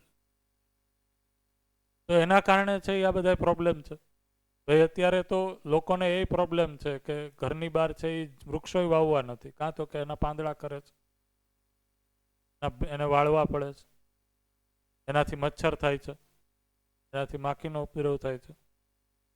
તો મારું અત્યારે જે જીવવાનું સ્વરૂપ છે એ સ્વચ્છતાના નામે અથવા તો જે પણ છે એના નામે મેં પ્રકૃતિથી ઘણું અલગાવવાદી, અલગ છે એ કરી નાખ્યું. એના કારણે છે એ મારી માનસિકતા ઉપર, શરીર ઉપર, શરીર સ્વાસ્થ્ય ઉપર એક જે અસર નેગેટિવ થાય છે એ છે. પણ મારું ધ્યાન ક્યાં છે? બરોબર. જ્યારે મારું ધ્યાન જશે તો ખ્યાલ જશે કે મારું ઘરનું જે સ્વરૂપ છે એમાં પણ એક પ્રકારના બદલાવની જરૂર છે. તો એ જે બદલાવ છે એમાં આ બધા જે જાનવરો છે, જીવાવસ્થાના એકમ છે, એનું આવવા જવાનું ચાલુ જ રહેશે. ધારો કે એ મારા સમાધાનપૂર્વક, સુખપૂર્વક, સમૃદ્ધિપૂર્વક જીવવાના કાર્યક્રમમાં કોઈ બાધા છે, તો એ બાધાને કઈ રીતના હું ટાળું એનો પ્રોગ્રામ તો કરવાનો જ થશે.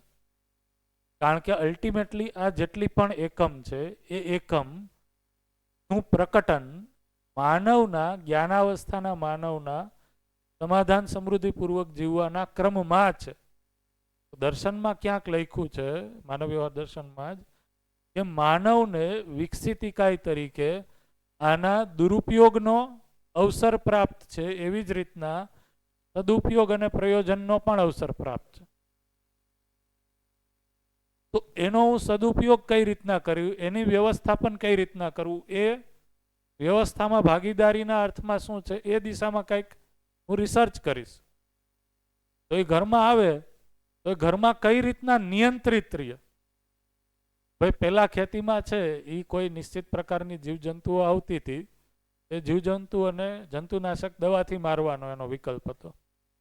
તો જ્યારે માણસે છે એ અસ્તિત્વમાં એની પૂરકતા ઓળખી, એને મારવાની બદલે એને ટ્રેપ કઈ રીતના કરવી અથવા તો એનું નિયંત્રણ કઈ રીતના કરવું, એક ફિરોમોન ટ્રેપ કરીને ટ્રેપ આવે છે ખેતીમાં, એનો યુઝ કર્યો એને. તો તો એનાથી એની જે જીવવાની આશા છે એમાંય કોઈ પ્રોબ્લેમ નથી આવતો.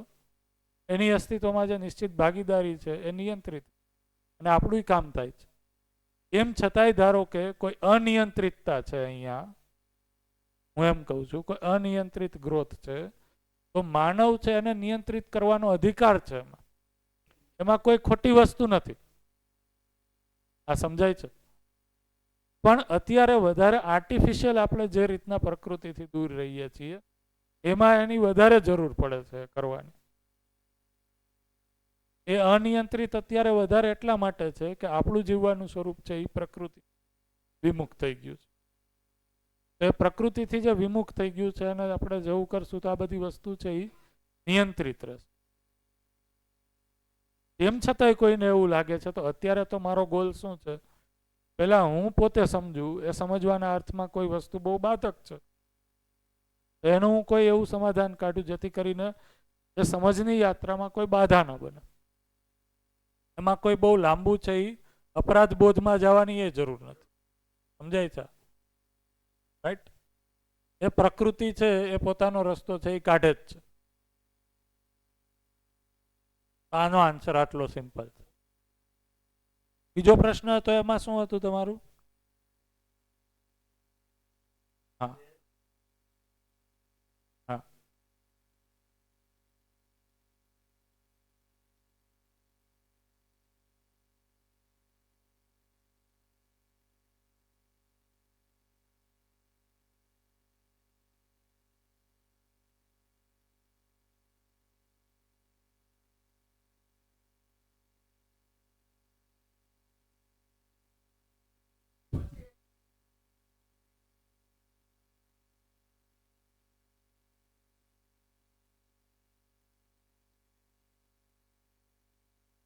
હા હા બરોબર છે. એ રીતના બરોબર છે કે હું હવે મારો જે જોવાનો આધાર છે એ સ્વભાવ ધર્મ છે. તો જ્યારે હું અહીંયા સુધી પહોંચું છું તો વરીયતામાં છે એ સ્વભાવ ધર્મ જ છે એ જોવાનું બને છે. જોજો આને વ્યવસ્થિત સમજો. આ ક્વેશ્ચન છે એ થોડોક સૂક્ષ્મ બારીકાઈમાં છે. તો અહીંયાથી જ્યારે હું ચાલિત થાઉં છું તો મારું જે ચિત્રણ બને છે એ સામેવાળા વ્યક્તિની અંદર માનવ તરીકે જોવું, એટલે કે સ્ત્રી છે કે પુરુષ છે એનાથી મુક્ત અહીંયા જે ચિત્રણ થાય છે. પણ જેવું હું અહીંયા આવું છું, આ જે ક્રિયામાં આવું છું, તો આ શરીર સાથેની અભિવ્યક્તિ છે. તો સ્ત્રી શરીર પુરુષ શરીરની એક નિશ્ચિત મર્યાદા છે. તો જે આ એટલા માટે કીધું માનવીય આચરણ, એમાં વ્યવહારના નિયમ આવશે. તો સ્ત્રી શરીર સાથે પુરુષ શરીર સાથે મારો જીવવાનો એક નિશ્ચિત નિયમ છે, એક આચરણ છે, એક મર્યાદા છે, એ પણ અહીંયા આવશે. તો એટલા માટે એની સાથે જીવવાનું સ્વરૂપ એ જાતિના આધારે અલગ અલગ હશે. જાતિ એટલે સ્ત્રી અને પુરુષ. તો જેન્ડર પ્રમાણે છે એ સ્ત્રી સાથે મારી એક નિકટતા સંબંધના આધારે, પુરુષ સાથે મારી એક નિકટતા શબ્દ ભાષા એ અલગ અલગ રહેશે. તો એ વિવેક તો છે એ બનેલો જ રહે છે. ભલે હું માનવ તરીકે જ જોઉં, કારણ કે અહીંયા જ્યારે આવે છે તો આ જે ક્રિયાઓ છે એમાં શરીરનો એક રોલ છે અને એ શરીરની એક મર્યાદા છે. તો મર્યાદાને હું ધ્યાનમાં રાખું. જ્યારે એ વસ્તુ ધ્યાનમાં નથી આવતી એટલે તમે જોશો તો અલગ અલગ જે અમુક છે એ પંથો અથવા એમાં એવું છે માનવ તો બધા આત્મા સ્વરૂપે તો સમાન જ છે, સ્ત્રી પુરુષનો કોઈ ભેદ જ નથી, તો શરીર જ નથી. તો જ્યારે આપણે એ વિવેકને છે એ ધ્યાન નથી આપતા ત્યારનું મારું કાર્ય વ્યવહારનું સ્વરૂપ છે એ કોઈ સમાજમાં વ્યવસ્થાનું સ્વરૂપ સ્થાપિત નહીં કરે. કારણ કે એમાં સ્વનારી સ્વપુરુષ છે એ વયું જશે. તો આવી એ વસ્તુ આપણે જોઈ જ છે ને ભાઈ. સ્વનારી સાથે સ્વપુરુષ સાથે જીવવાનું મારું જે નિકટતા છે, જે મર્યાદા છે એ, અને ભાઈ બહેન સાથે મારી જે મર્યાદા છે એ અલગ અલગ છે. તો એ તો પાલન થશે ને. નહીંતર સમાજ છે એમાં વ્યવસ્થાનું સ્વરૂપ નહીં બને. એટલા માટે તમે જુઓ કે એને આધાર રાખી અને જે વ્યક્તિ આગળ વધે છે આ એ જોવા મળે જ છે. કોઈ આપણે નામ લેવાની જરૂર નથી, પણ આ વસ્તુ એ જોવા મળે જ છે. તે કોઈ સભ્ય સમાજનું અથવા તો એને કહીએ વ્યવસ્થાનું, કારણ કે સભ્ય એને છે વ્યાખ્યા અલગ કરે છે. હવે તમે સભ્ય કયો છો એને, એ સંકુચિતતા કહી દે છે, રાઈટ? તો અત્યારનો જે યંગસ્ટર્સ છે એ લિવ ઇન રિલેશનને કઈ રીતના વ્યાખ્યાયિત કરે છે? આ જ રીતના કહે છે. આપણી જે સભ્યતા છે ને એ અસભ્ય ગણે છે, સંકુચિતતા ગણે છે. બરોબર? તો ઘણી જગ્યાએ તો એ આધાર છે એ જ્યાં સુધી, કારણ કે શરીરનું એ અર્થમાં છે એ એક પ્રયોજન છે, તો એ અર્થમાં છે એનું જે વ્યવહાર એની સાથે જે કરવાનો છે એ બનેલો જ રહેશે. તો એના કારણે છે મારી અંદર જે જીવવામાં છે નિશ્ચિતતા છે એ બનેલી રહેશે, પવિત્રતા લઈ આવે પ્રકારે. તો એ નિશ્ચિત છે. તો એ તો હું જોઈશ જ. તો જ્યારે મારી અંદર અહીંયા સાક્ષાત્કાર થાય છે, તો એ સાક્ષાત્કારમાં માનવીય આચરણ સ્વરૂપે જે ચરિત્ર છે, મૂલ્ય છે, નીતિ છે, એનો સાક્ષાત્કાર થાય છે. એટલે જીવવાનું સ્વરૂપ છે એમાં સ્ત્રી પુરુષમાં છે એ ભિન્નતા રહેશે જ. સ્વનારી સ્વપુરુષ સાથે ભિન્નતા રહેશે, બીજા સાથે છે એ ભિન્નતા રહેશે જ. પણ એ ભિન્નતા એની સાથે કોઈ અલગાવનું કારણ નહીં બને. ભાવના રૂપમાં તો હું છે એની સાથે જોડાયેલો જ છું, એમાં કોઈ પ્રોબ્લેમ નથી. પણ એનો અર્થ એ નથી કે એનું જે શરીર છે એનું હું અપમાન કરું. રાઈટ? આ સમજાય છે બધાને? હા, એટલા માટે મેં ચાલુ કર્યું ત્યારે કીધું કે આ જો આ સૂક્ષ્મ મુદ્દો છે, આને સમજવાની જરૂર. બરોબર? અહીંયા ઘણીવાર છે એ ચૂક થઈ છે, પરંપરામાં આપણામાં બધી જગ્યાએ ચૂક થઈ, આને સમજવું જરૂરી છે. આ એક બહુ સરસ ડિસ્કશન થઈ ગયું. બીજા જે પ્રશ્ન અમને પૂછ્યા કનૈયાભાઈએ, તો એમ કરવું અત્યારે આની અંદર કોઈ છે એ પેલા ક્વેશ્ચન છે કે નહીં જોવો છે? આમાં ખ્યાલ આવે છે? બધા એને સમજાય છે? કારણ કે પ્રશ્નો છે તો બરોબર છે, પણ એ આનાથી અલગ છે. એટલે જો માનવ, એક વસ્તુ તમે હમણાં કહ્યું કે અત્યારે લિવ ઇન રિલેશનશિપ ડેવલપ થઈ, તો સેમ મને એવું લાગે છે કે પતિ પત્નીના સંબંધો બી આપણી પરંપરામાં તો આવ્યા જ છે. તો પતિ પત્ની સમજમાં નથી આવ્યા, પણ વિવાહ તો હતા જ. કારણ કે આજે જો પતિ પત્નીનો સંબંધ એ કયા અર્થમાં છે ખબર નથી, એટલે તો ક્લેશ છે, એટલે તો બે પરિવાર, પણ પરિવાર તો બન્યા જ. માનવ સમજદાર નથી થયો છતાં પણ નેચર તો એની રીતે કંઈક ને કંઈક એક સ્ટ્રક્ચર તો બનાવી જ જાય છે. બરાબર? તો પરિવાર બન્યા, પતિ પત્ની પણ બન્યા, અને પતિ પત્ની બન્યા પછી દુઃખનું કારણ બી બન્યું, પાછા છૂટા બી થયા, અને અત્યારે લિવ ઇન રિલેશનશિપમાં હમણાં કંઈક નવો સંબંધ આવ્યો તો સિચ્યુએશનશિપ. સિચ્યુએશનશિપ રિલેશનશિપ, મતલબ કે એના અંદર બસ કે મને એક સિચ્યુએશન છે, આપણે ભેગા છીએ, થોડું એનાથી એડવાન્સ. તો હવે મને એમ લાગે છે કે એ બી ક્યાંક ને ક્યાંક આમ જોવા જઈએ તો વ્યાપકની જ એક રિફ્લેક્શન છે, પણ એના અંદર ઓવરલેપિંગ થઈ જાય છે ઘણી વખત. પૂરું નોલેજ નથી હોતું, એના કારણે ક્યાંક સંબંધો બી જે ખરા ને એ કયા મન થાય છે. દાખલા તરીકે એક સ્ત્રી પુરુષ બધા સાથે જે છે એમાં એકબીજાને એ ભાવ તો પેદા થાય છે, પણ એ ભાવની અંદર ક્લેરિટી નથી. ઘણીવાર એવું થઈ જાય શરીર પ્રધાન થઈ જાય છે, ઘણીવાર એવું થઈ જાય છે કે વ્યાપકની મતલબ કે નેચરના જે ઇન્સ્ટિક્ટ છે એ ઇન્સ્ટિક્ટ પ્રમાણે રિલેશન ડેવલપ. ઘણી વખત કોઈ માણસને ક્યારે ના જોયો પણ કોઈ વખત જોઈએ તો એને પ્રત્યે આકર્ષણ પેદા થઈ જાય છે, એક ભાવ પેદા થઈ જાય છે. પણ રિયલમાં એ કયા અર્થમાં છે, તો માનવજાત એક છે એ અર્થમાં આપણને હજી સમજમાં નથી આવ્યું. તો એક પ્રકારનું જે માનવ સાથેનો સંબંધ છે, જેટલા પણ રિલેશન્સ છે અત્યારે, એ બધા આમ તો નેચરની ડિઝાઇન પ્રમાણે ડેવલપ થયા. જે પણ સંસ્કૃતિ બની એમાં કોકને કોકથી ઈશારો આવ્યો, રાઈટ, અને એ ઈશારાના બેઝ ઉપર કોઈ એક સમાજનું સ્ટ્રક્ચર બી થયું, પરિવારનું સ્ટ્રક્ચર બન્યું, સમાજનું સ્ટ્રક્ચર બન્યું. પણ સમાજ કયા અર્થમાં છે હજી ક્લિયર ના થયું, જે અહીંયા આપણે જીવન વિદ્યામાં ક્લિયર થાય છે. બાકી સ્ટ્રક્ચરો તો બને જ છે. હું તો સેમ આવી રીતે જોઉં છું, બે હાઇડ્રોજન ભેગા થયા, મતલબ બે જણા એકબીજાને આઈ લવ યુ કીધું ને એ પ્રમાણે બે ભેગા થઈ ગયા. તો હાઇડ્રોજન વળી ઓક્સિજનને આઈ લવ યુ કીધું તે પ્રમાણે ભેગા થઈ ગયા. તો આ સ્ટ્રક્ચર તો બનતા ગયા. એવી રીતે એ હાઇડ્રોજન વળી એક ઝાડને આઈ લવ યુ કહે છે, ત્યારે કાર્બન હાઇડ્રોજન ઓક્સિજન બની ગયો. તો બધાનું સંગઠન થતું ગયું. ભલે એ આપણને માનવ તરીકે, એટલે માનવ સૌથી શ્રેષ્ઠ ઇકાઈ છે કયા અર્થમાં છે, તો એ સંતુલનના અંદર એની મોટી ભાગીદારી છે. તમે હમણાં કહ્યું ને એ પ્રમાણે કે જ્ઞાના અવસ્થા છે ને, ત્રણેય અવસ્થાઓની આખી સાયકલ સમજીને એને સંતુલિત કરે બરાબર છે.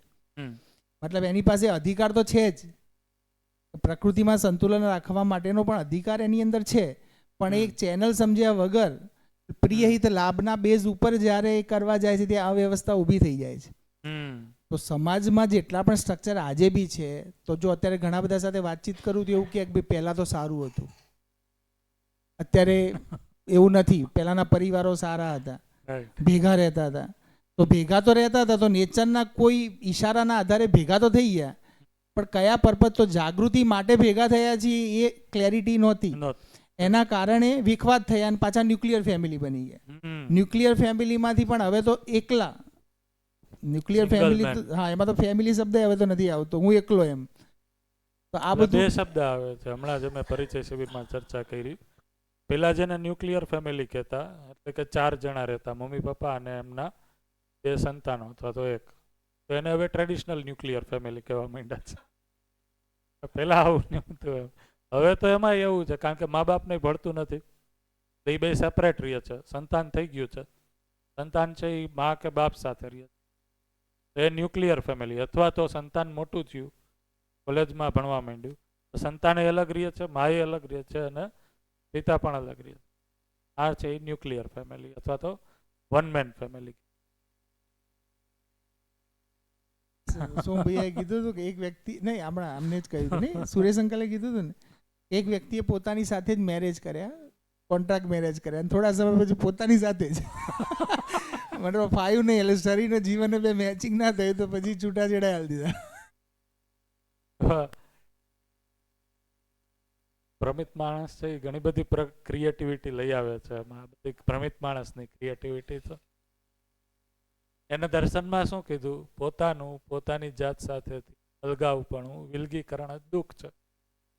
મારી સાથે જ છે એ લગ્ન નથી થયું, મારી સાથે જ છે પરિચય નથી થયો, એ તો દુઃખ છે. તો મારી સાથે પરિચય થઈ જાય, એ હું સમજી લઉં, એ જ તો સુખ છે, એ જ તો શાંતિ છે. મારી સાથે પરિચય એટલે દર્શન અથવા તો જીવન ક્રિયામાં ક્યાં એને પ્લેસ કરશું? તો હું મારી જાતને છે એ શું સમજુ છું? આ 4.5 ક્રિયા જ સમજુ છું. સ્વ સ્વરૂપ એટલે મને આ જ સમજાણું છે, અને આ છે એ શરીર સાથે તદાકાર છે. એટલા માટે આ હું નથી. મારું ઓરિજિનલ સ્વરૂપ તો આ છે. આ ઉપરની જે ક્રિયાઓ એ છે, હજી સ્પષ્ટતાથી કહી તો આ છે. તો હું પોતાનામાં સમવિષમ આવેશથી મુક્ત, એટલે કે મધ્ય સ્થિતિમાં જે સ્વ સ્વરૂપ છે એ આત્મા છું. એનાથી ગવન છે એ બુદ્ધિ, ચિત્ત, વૃત્તિ અને મન છે. તો હું મારી જાતને ઓળખી લઉં, અને આવી રીતના આપણે કહીએ કાવ્યાત્મક રીતે કે હું મારા છે મારી જાત સાથે લગ્ન થઈ જાય, તો હું છે એ આજે સુખ, શાંતિ, સંતોષ, આનંદ છે એનો ધની થઈ જાઉં. એ નથી અત્યારે. એટલે આ અંતરવિરોધ છે પોતાની જ સાથે, મનનો વૃત્તિ સાથે, વૃત્તિનો મન સાથે. એના જ કારણે છે પોતાની જાત સાથે જ છે એ અત્યારે છૂટાછેડા છે. એનું તો દુઃખ છે. રાઈટ? બરોબર છે. તો આપણે છે એ શું ચર્ચા કરતા હતા? હા, તો તમારા જે પ્રશ્ન હતા એ પ્રશ્નને છે એ અહીંયા આપણે લઈએ. બોલો, શું?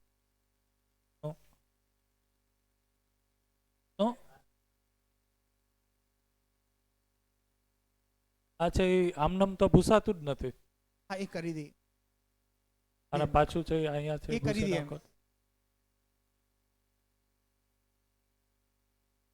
હા,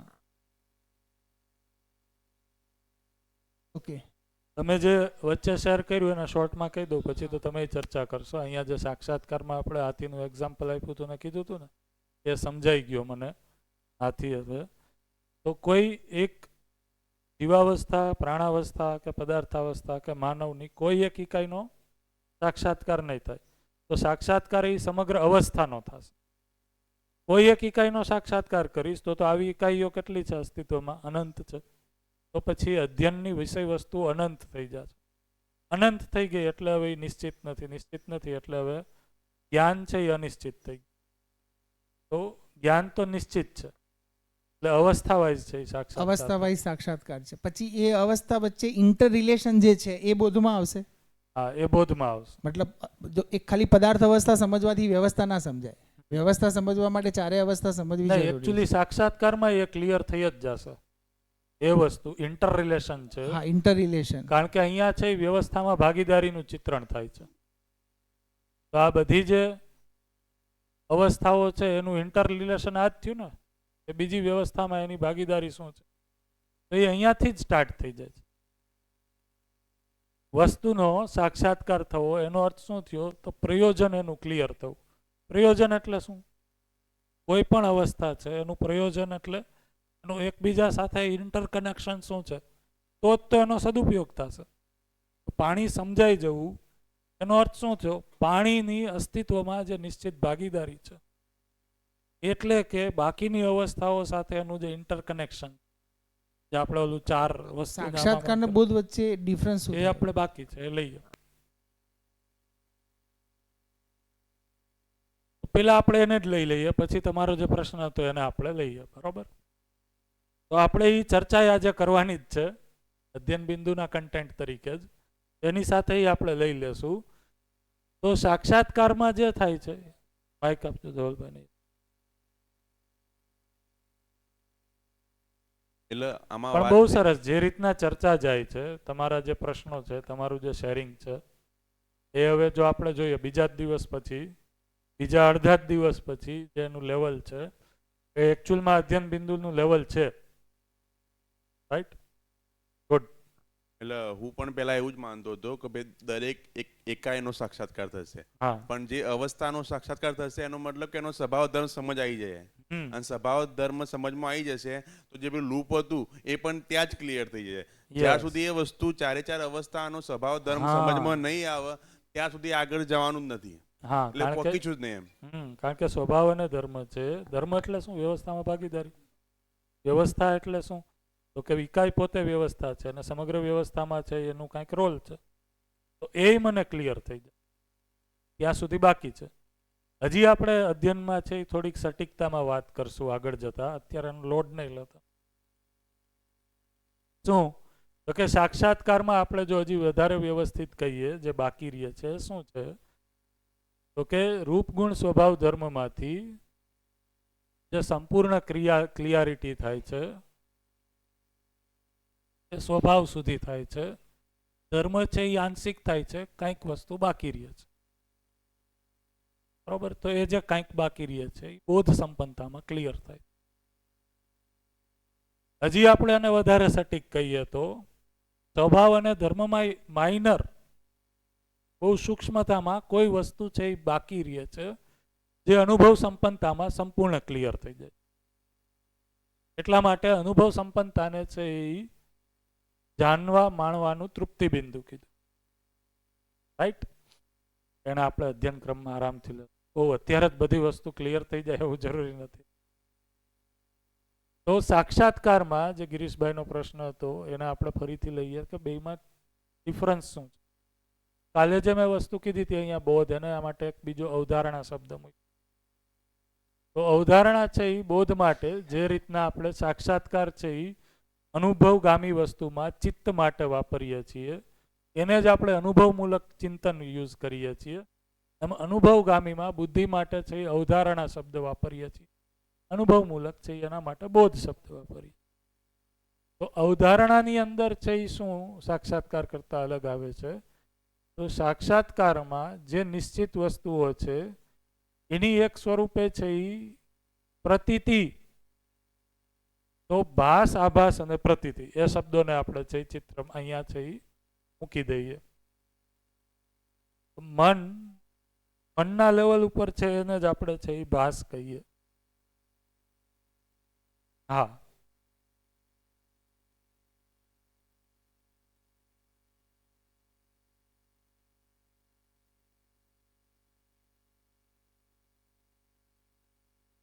આ બે પૂર્વક છે અનુભૂતિ થાય. બુદ્ધિ અને આત્માની સંયુક્ત અભિવ્યક્તિ તરીકે અનુભૂતિ આપણે લઈએ.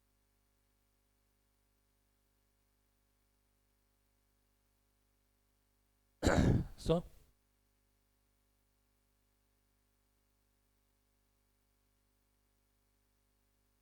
અનુભવગામીને અનુભવમૂલક એટલે બોધ કીધું.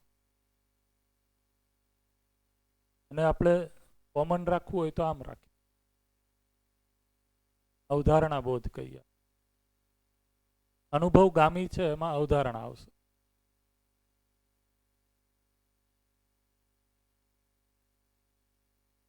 બોધ એ આખો પાછો અલગ સેક્શન છે કે શ્રવણ મનન નિધિધ્યાસન જોશું આપણે. રાઈટ, આ ક્લિયર થયું. અનુભવગામીમાં અવધારણા છે. અવધારણા એટલે શું?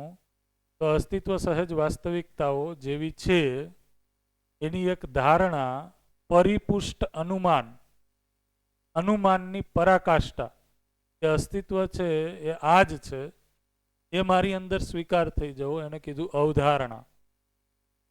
ધારણા ઉપરથી શબ્દ આવ્યો અવધારણા. તો કોઈ વાસ્તવિકતા કે કોઈ જગ્યા, જેમ કે આજે સવારે કહેતા હતા આપણે કે કોઈ જગ્યા આપણે છે એ જોઈ નથી, તો એના વિશે આપણી અંદર એક અનુમાન બને છે. બરોબર? તો અનુમાન છે એ ધૂંધળું ચિત્રણ છે. એને કીધું એ ભાસ અથવા તો આભાસના લેવલનું છે. ભાસના લેવલનું છે એટલે હજી બહુ ધૂંધળું છે. જેવું એ આભાસમાં ગયું એટલે હું વાસ્તવિકતાની વધારે નજીક પહોંચ્યો. આભાસથી જ્યારે એ પ્રતીતિમાં ગયો તો એ હજી ઓર ક્લિયર થઈ ગયું. પ્રતીતિથી જ્યારે હું અવધારણામાં અથવા તો અનુભૂતિમાં જાઉં છું તો એ પરિપુષ્ટ અનુમાન છે. એટલે કે એ વાસ્તવિકતાની ઓલમોસ્ટ ક્લિયર છે. 99% છે એમાં હવે સટીકતા છે. 99.99% કહીએ. તો બાકી શું છે? તો અવધારણામાં છે જે બાકી રહે છે એ અનુભવ સંપન્નતામાં જે વ્યાપકની પારગામીયતા છે, અથવા તો બુદ્ધિની અંદર એ સ્થિતિ કે હું એટલે બુદ્ધિ છું, એની બદલે હું એટલે આત્મા છું, એ બાકી રહે છે અવધારણામાં. એટલું જ બાકી રહે છે. તો અવધારણામાં છે એ અસ્તિત્વ સહજ વાસ્તવિકતાઓનું પરિપુષ્ટ અનુમાન, એને કીધું અવધારણા. તો સાક્ષાત્કારમાં પ્રતીતિ, પ્રતીતિ એટલે શું? અહીંયા પ્રતીત લખાઈ ગયું, પ્રતીતિ. તો કે વાસ્તવિકતા જેવી છે એની એક્ઝેક્ટ મને ગ્લિમ્પ્સ મળી, પણ એ હજી નિરંતર નથી. એ ગ્લિમ્પ્સ મળી એટલે કે એકવાર છે એ હું કોઈની સાથે ન્યાયપૂર્વક વ્યવહાર કર્યો, તો એ ન્યાયપૂર્વક વ્યવહાર કરવાની મારી અંદર એક પ્રકારની તૃપ્તિ બનશે. એ તૃપ્તિ છે એને કીધું મને સાક્ષાત્કાર ન્યાયની છે એક ગ્લિમ્સ મળી, તૃપ્તિ થઈ. પણ શું એ નિરંતર આવી ગયો? નિરંતર હજી નથી આવ્યું. તો જ્યારે આ ગ્લિમ્સિસ છે એ નિરંતરતાના અર્થમાં થઈ જશે, એટલે કે ન્યાયપૂર્વક જીવવાનું છે એ નિરંતર થઈ ગયું, તો હવે સાક્ષાત્કારમાંથી અવધારણાની અંદર આવી ગયું, અવધારણા બોધની અંદર આવી ગયું. તો એ જે વસ્તુનો સાક્ષાત્કાર થયો એ જ વસ્તુની અવધારણા એક ક્ષણે. આ સમજાણું? આની અંદર ઘણા અલગ અલગ વેરિએશન જોવા મળે છે. અમુક લોકો એ રીતના કહે છે કે ભાઈ પહેલા બધી વસ્તુનો સાક્ષાત્કાર થઈ જાય, પછી હરેક વસ્તુ એક પછી એક બોધમાં આવશે, અવધારણામાં આવશે. બરાબર? તો આનો સિમ્પલ આન્સર છે એ શું આપું છું, એ બધા લોકો પાસેથી સમજો છો એ પ્રમાણે. એક તો છે અહીંયાની આપણી જે જર્ની છે એમાં તમારું એક સત્વ લાગશે. તો દર્શનનું પઠન તમે જે કરો છો એ પઠનમાં જેટલી પણ સૂચનાઓ આવે છે એને તમે સ્વનિરીક્ષણ કરી અહીંયા પહોંચો તો તમે જાતે જ છે એ જોઈ શકશો કે મારી અંદર શું થાય છે, શું વસ્તુ થાય છે. તો અહીંયાથી જે આપણી જે જર્ની છે એમાં તમારું સત્વ લાગશે. તો તમે જાતે છે એ જોઈ લો કે એક્ઝેક્ટલી અહીંયાથી અહીંયા કેમ જાય છે. દર્શનમાં બે પ્રકારના વેરિએશન છે એ પ્રબોધકો દ્વારા જોવા મળે છે. હું આ વેરિએશન સાથે ચાલુ છું. કયા વેરિએશન સાથે? તો કે કોઈ એક નિશ્ચિત વાસ્તવિકતા છે એનો સાક્ષાત્કાર થયો, એનો અર્થ શું થયો? તો કે નિશ્ચિત વાસ્તવિકતાની મારી અંદર છે એ જીવવા માટે એ તૃપ્તિનો મને અહેસાસ થયો ચિત્તની અંદર. એ ગ્લિમ્પ્સ મને મળી કે ન્યાયપૂર્વક જીવવું એ તૃપ્તિદાયક છે. એ તૃપ્તિને મેં અહીંયા ઓળખી લીધી, ચિત્તની અંદર પહેચાન કરી લીધી. જે પ્રિય હિત લાભપૂર્વક જીવવાની તૃપ્તિ છે એની ઓળખાણ ક્યાં થાય છે? વૃત્તિની અંદર. એ પ્રિય પૂર્વક જીવવું એની ઓળખાણ અહીંયા થાય છે. એ છે ને તૃપ્તિ. જ્યારે ઇન્દ્રિય સંવેદનાઓની તૃપ્તિ થાય છે એની ઓળખ છે એ અહીંયા થાય છે ને સુખના અર્થમાં, તો એ વૃત્તિ સુધી છે. પણ ચિત્તમાં છે એ પ્રિયહિત લાભની એન્ટ્રી નથી. તો જ્યારે હું ન્યાયપૂર્વક જીવું છું, કૃતજ્ઞતાપૂર્વક જીવું છું, સ્નેહપૂર્વક જીવું છું, મમતાપૂર્વક જીવું છું, તો એ વ્યવહાર કરવાની પણ એક અલગ તૃપ્તિ છે જે ભાવ સ્વરૂપે છે, ન્યાય સ્વરૂપે છે. એ તૃપ્તિ એ મારી અંદર ઇંગિત થાય છે કે નહીં? તો એ જે તૃપ્તિ ઇંગિત થાય છે એને કીધું મારી અંદર ચિત્તની અંદર એ વસ્તુને, એ તૃપ્તિને ઓળખું છું, પહેચાન થાય છે કે હું આ રીતના જીવો અને એની અંદર મારી તૃપ્તિ આવી. રાઈટ? જ્યારે હું મારા સંબંધી સાથે ન્યાયપૂર્વક જીવી શકું છું તો હું એ ન્યાયનો નિર્વાહ કરી શક્યો, એની મારી અંદર એક અલગ તૃપ્તિ બને છે. હું ભાઈ કોઈ પ્રત્યે છે એ કૃતજ્ઞ થઈ ગયો તો એ કૃતજ્ઞતાની મારી અંદર એક તૃપ્તિ બને છે. એ ભાવને હું હવે નિશ્ચિત રીતના જોઈ શકું છું. કૃતજ્ઞતાને હું અલગ રીતના જોઈ શકું છું, વિશ્વાસને હું અલગ રીતના જોઈ શકું છું. બેયની તૃપ્તિ છે એ અલગ રીતના મારી અંદર અહીંયા અંકિત થાય છે. તો આ જે છે એ નિરંતર સાર્વભૌમિક સાર્વકાલિક તથ્ય છે, એટલા માટે એનો સાક્ષાત્કાર થાય. આ રીતના જીવું છું. હવે જે વસ્તુનો જે સાક્ષાત્કાર થયો એ નિશ્ચિત એક થ્રેડ દાખલા તરીકે છે, એ નિરંતર વસ્તુ છે એ કાયમી થઈ ગઈ, તો એની મારી અંદર છે એ અવધારણા સ્થાપિત થઈ. એનો અર્થ શું થયો? તો કે જે વસ્તુનો દાખલા તરીકે કોઈ એક મૂલ્યપૂર્વક ન્યાયપૂર્વક જીવવાનો સાક્ષાત્કાર થયો એ હવે નિરંતર થઈ ગયું અવધારણાપૂર્વક. એના માટે છે એ પરિભાષામાં એક શબ્દ યુઝ કર્યો છે કે સાક્ષાત્કારમાં જે સ્થિરતા છે અસ્તિત્વને સમજવાની, એના કરતાં અવધારણામાં એ વધારે સ્થિર થાય, ક્વોલિટેટિવ વસ્તુ છે. તો ભાસના લેવલ ઉપર મને કોઈ વસ્તુ પકડાય છે તો એની સ્થિરતા કરતાં આભાસમાં સ્થિરતા વધારે છે, એના કરતાં પ્રતીતિમાં એટલે કે સાક્ષાત્કારમાં સ્થિરતા વધારે છે, એના કરતાં છે એ બોધમાં સ્થિરતા છે એ નિરંતર. સ્વીકૃતિથી લઈ શકો, સ્વીકૃતિ છે એ મારી અંદર અહીંયા નિરંતર થઈ. તો હવે જેવી એની ઓળખાણ થઈ ગઈ, એની અવધારણા થઈ ગઈ, તો એ અવધારણાપૂર્વક જીવવાની છે એ મારી અંદર સંકલ્પ બને છે. તો જ્યારે મારી અંદર ઈચ્છા બને છે કોઈ જીવવાની, તો ઈચ્છામાં પ્રેરણા છે એ સ્વ અને પર બે હોઈ શકે, બહારથી એ ઇનપુટ હોઈ શકે, પણ સંકલ્પમાં છે હવે હું સ્વ પ્રેરણાથી આગળ વધું છું.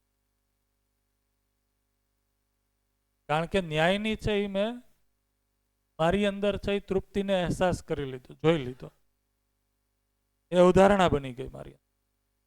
તો હવે ન્યાયપૂર્વક જીવવું એના માટેનો મારી અંદર સંકલ્પ બનશે, અથવા તો જેટલી પણ નિશ્ચિત વાસ્તવિકતાઓનો મારી અંદર અવધારણા બોધ થઈ જાય છે એ પૂર્વક જીવવાનો સંકલ્પ, એ જીવવા માટેનું પછી ચિંતન, એ જીવવા માટેનું ચિંતનપૂર્વક છે ચિત્રણ કાર્ય યોજના સ્વરૂપે, એ ચિત્રણનું છે ફરીથી તુલન વિશ્લેષણ અને એનું આસ્વાદન અને ચયન અને કાર્ય અને વ્યવહાર, એ રીતના છે એ થાય છે. તો આ જે ક્વેશ્ચન હતો કાલે, જે રીતના ભાઈ ક્રમિક પ્રસ્તુતિ છે, કાલે અમે ચર્ચા કરતા હતા તો મેં કીધું કે આ જીવન ક્રિયાને આપણે 10 દિવસ સમજવી હોય તો સમજી શકીએ, અને સમગ્ર દર્શન જીવન ક્રિયાની અંદર આપણે સમજી શકીએ. તો પહેલા છે એ આપણે વાતને એ રીતના મૂકી કે જે સાક્ષાત્કાર થાય છે એ અવધારણા બોધમાં આવે. એટલે શું?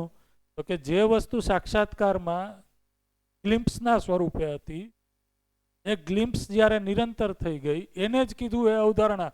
એટલા માટે આને કીધું એ સ્ટોરેજ છે, એટલા માટે આને કીધું આ સંસ્કાર છે. એકવાર છે જે વસ્તુનો સાક્ષાત્કાર થઈ ગયો તો એની તૃપ્તિ એ પ્રિયહિત લાભ કરતા આગળની છે.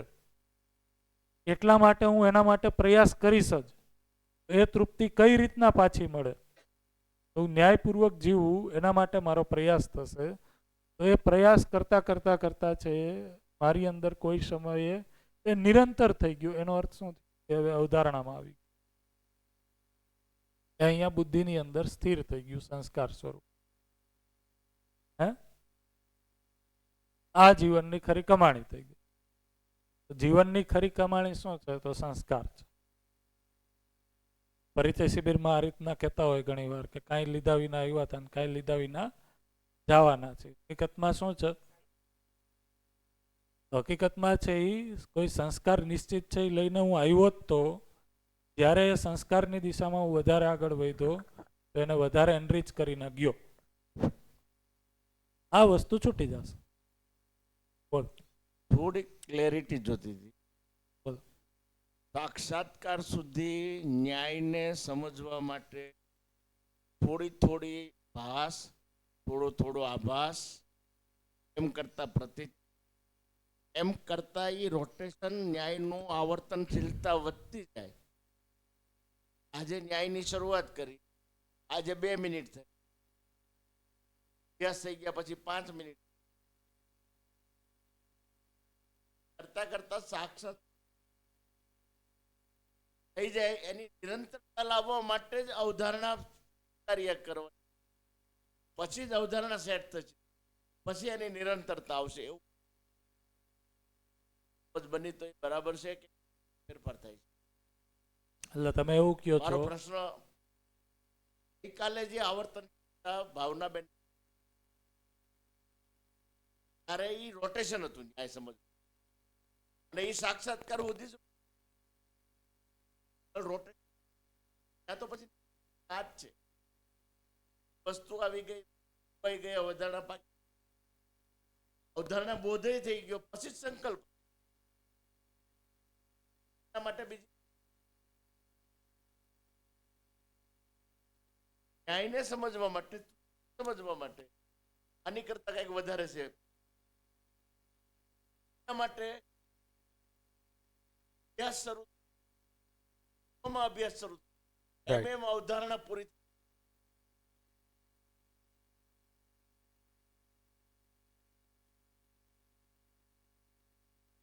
એટલે એમાં થોડુંક અલગ લાગે છે તમે જે બોલો છો એમાં. તમે એવું કહો છો કે સાક્ષાત્કારના ક્રમમાં કોઈ વસ્તુ છે એ સમજાય છે. એ સમજાતા મારી અંદર છે કોઈ એક ક્ષણે હું નિશ્ચિત કરું છું કે આ મને હવે સમજાઈ ગયું, અને અવધારણા તમે કહો છો, એમ કહો છો? પ્રેક્ટિસ કરું છું, અવધારણા હજી બાકી જ છે. ઓકે, અવધારણા હજી નથી, પ્રેક્ટિસ કરું છું. કારણ કે મને ખબર પહેલા કરતા રાઈટ સંબંધને પહેલા હતી એની કરતા અભ્યાસ થશે, પૂરું સમજાય જાય એટલે ધારણા એવું.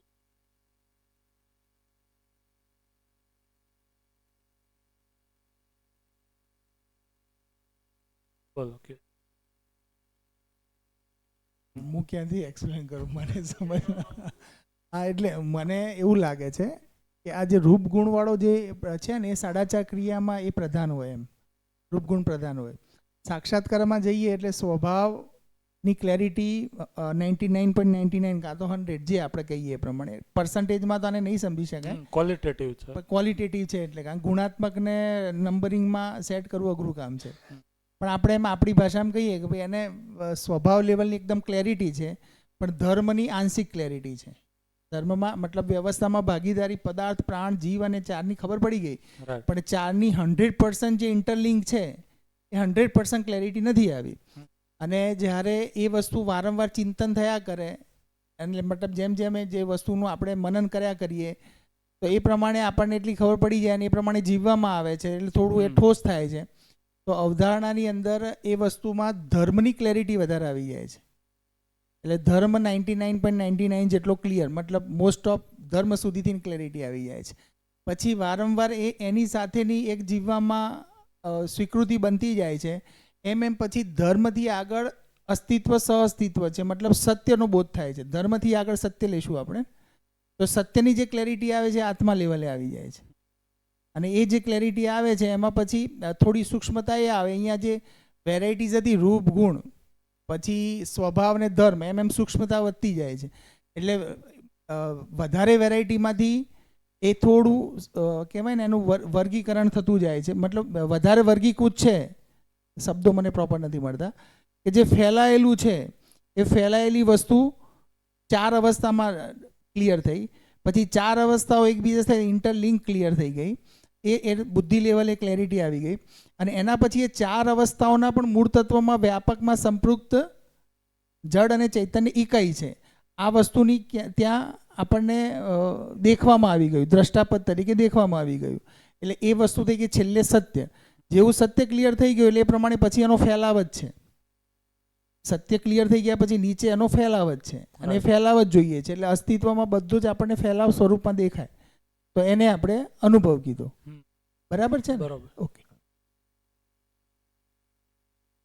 તમે જે કહેતા તેમાં બેમાં ડિફરન્સ શું છે એ મને નો ખ્યાલ. ડિફરન્સ એટલે મારો પ્રશ્ન એટલા માટે છે કે અવધારણા સુધી હું રાહ જોઈશ તો ન્યાય મને જીવવામાં જ નહીં આવે, ઓકે, અને એનો સંદેશ ઊંધો જાય.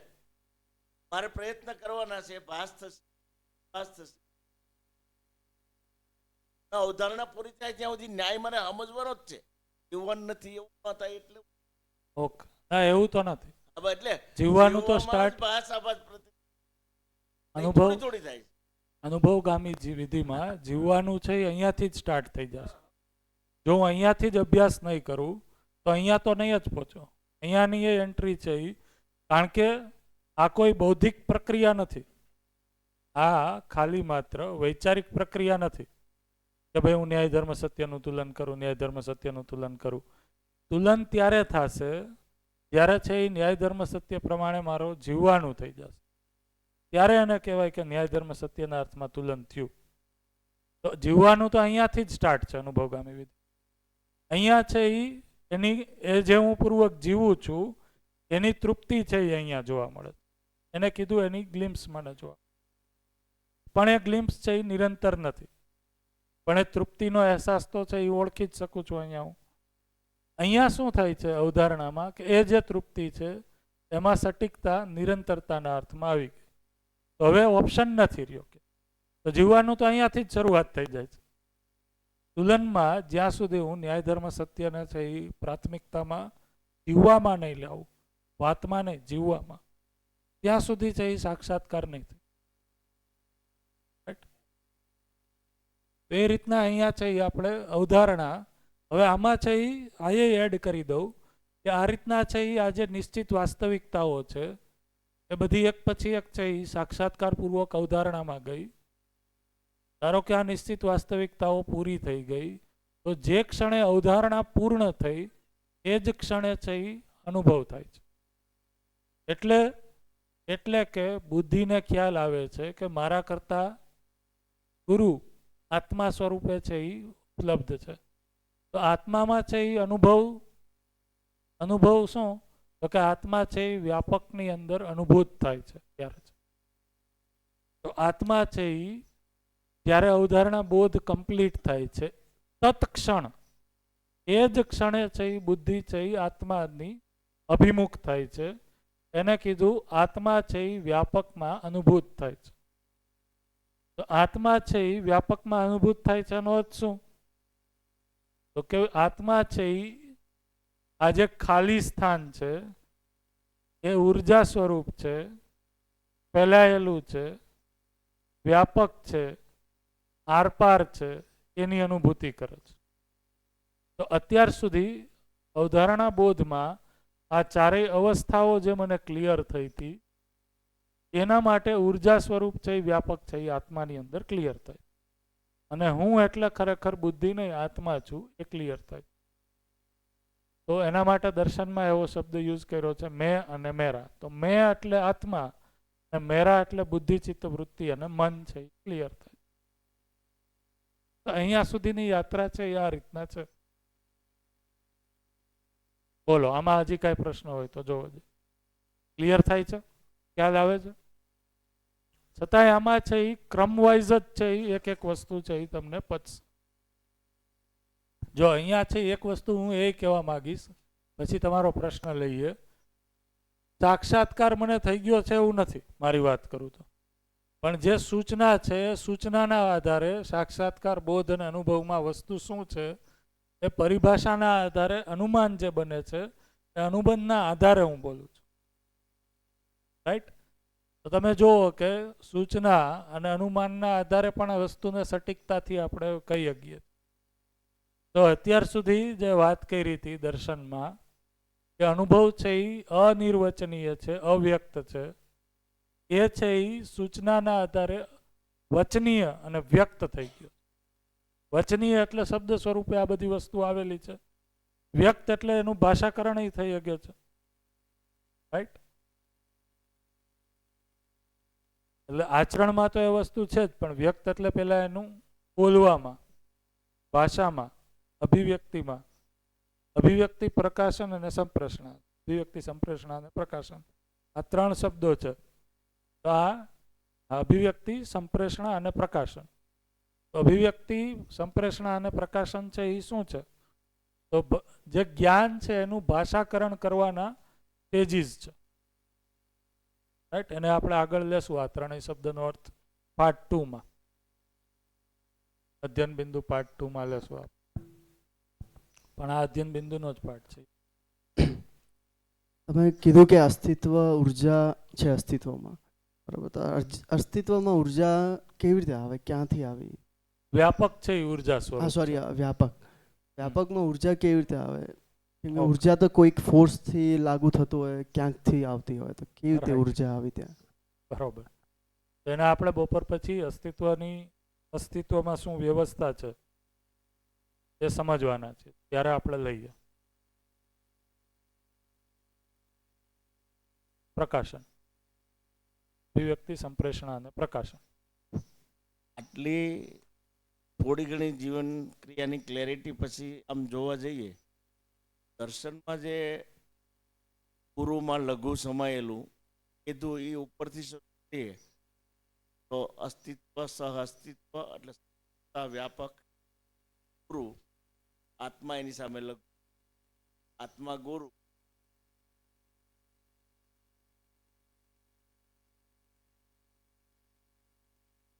એની સામે મન ગુરુ, શરીર લઘુ, શરીર ગુરુ, એની સામે ઇન્દ્ર. આખું આમ પણ જોવા જઈએ. અને જો ગુરુ પરંપરા, મને ખબર નથી, ગુરુ પરંપરામાં આ જ વાત અનુભવ માટે કીધેલી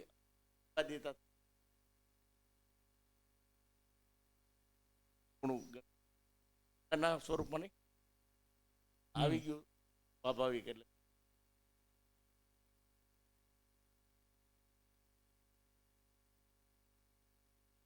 રાઈટ, બરોબર છે.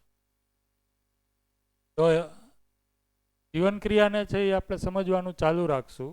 બરોબર? જ્યાં જ્યાં વચ્ચે એવું લાગશે અહીંયા એકાદ બે બીજા મુદ્દાઓ છે એ તો જે તમે પ્રશ્ન પૂછ્યા કનૈયાભાઈ, એના રેફરન્સમાં તો આદર્શવાદ, ભૌતિકવાદ અને સહઅસ્તિત્વવાદ, રાઈટ, આ શું છે એની એક આપણે છે એ એના ઉપર વિશ્લેષણ થોડુંક કરી લઈએ. બરાબર? એને જોઈએ. તો એને છે હું અહીંયા અમુક બિંદુઓમાં છે એ લખવાની ટ્રાય કરું છું અને આપણે સમજીએ. રાઈટ?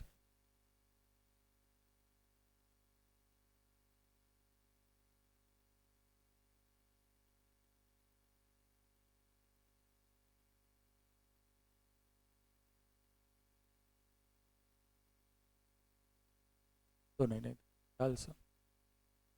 ના ના, આ એક લાઈન જ કરવી.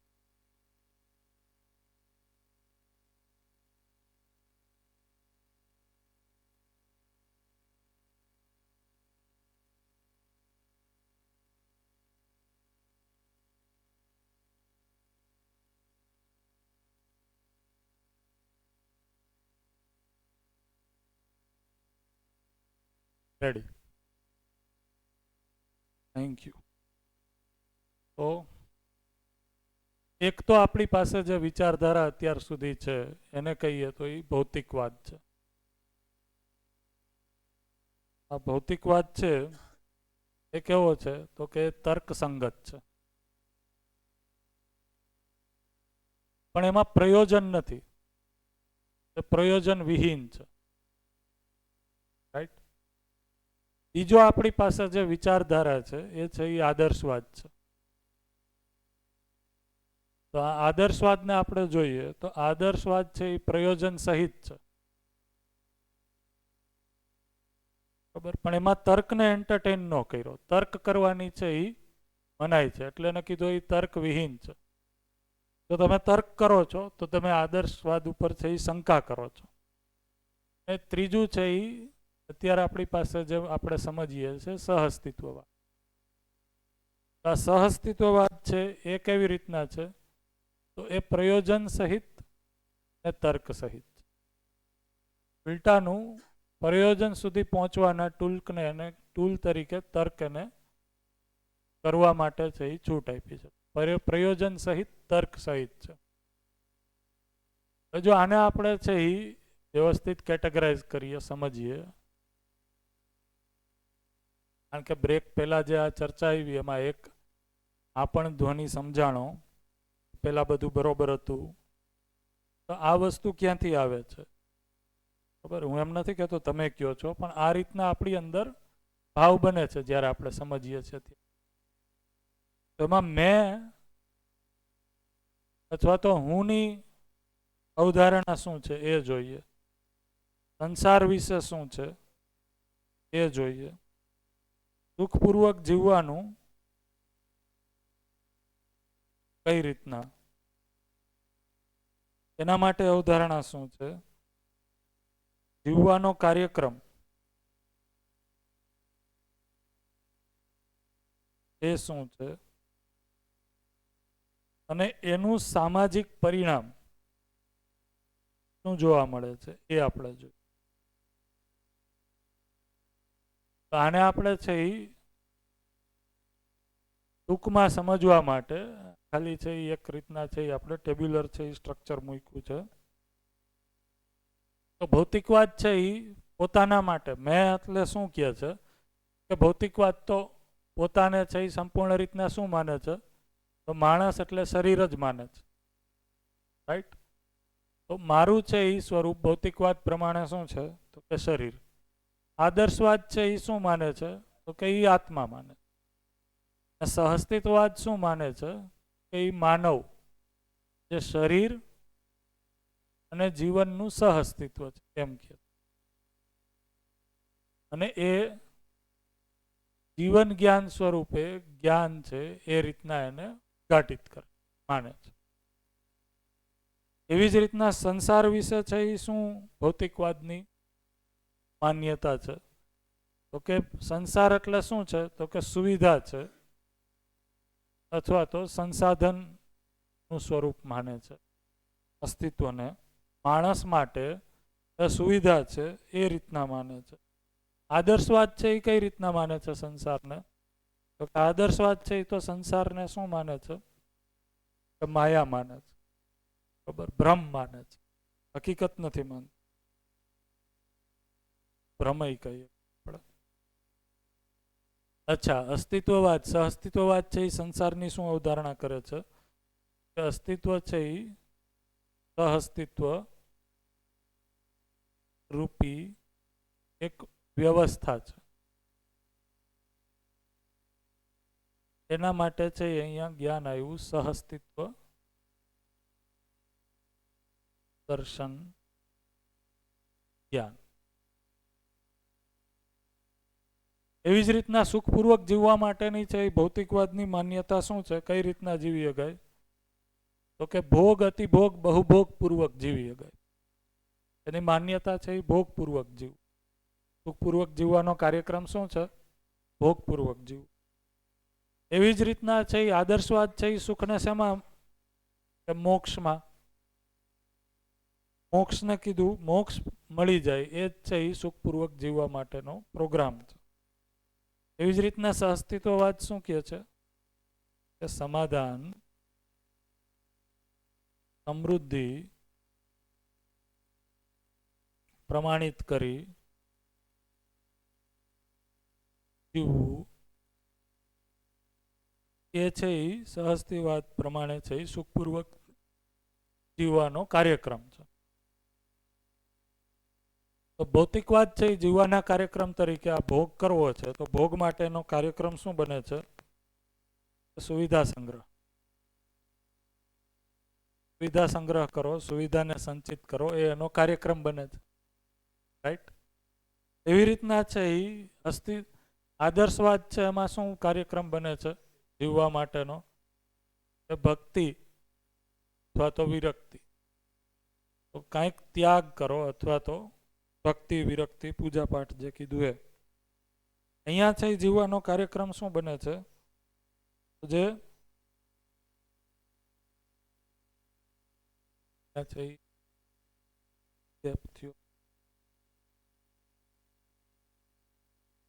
ત્યાં જ છે જીવવાનો કાર્યક્રમ છે એ સમાધાન સમૃદ્ધિપૂર્વક જીવવાનો જ છે.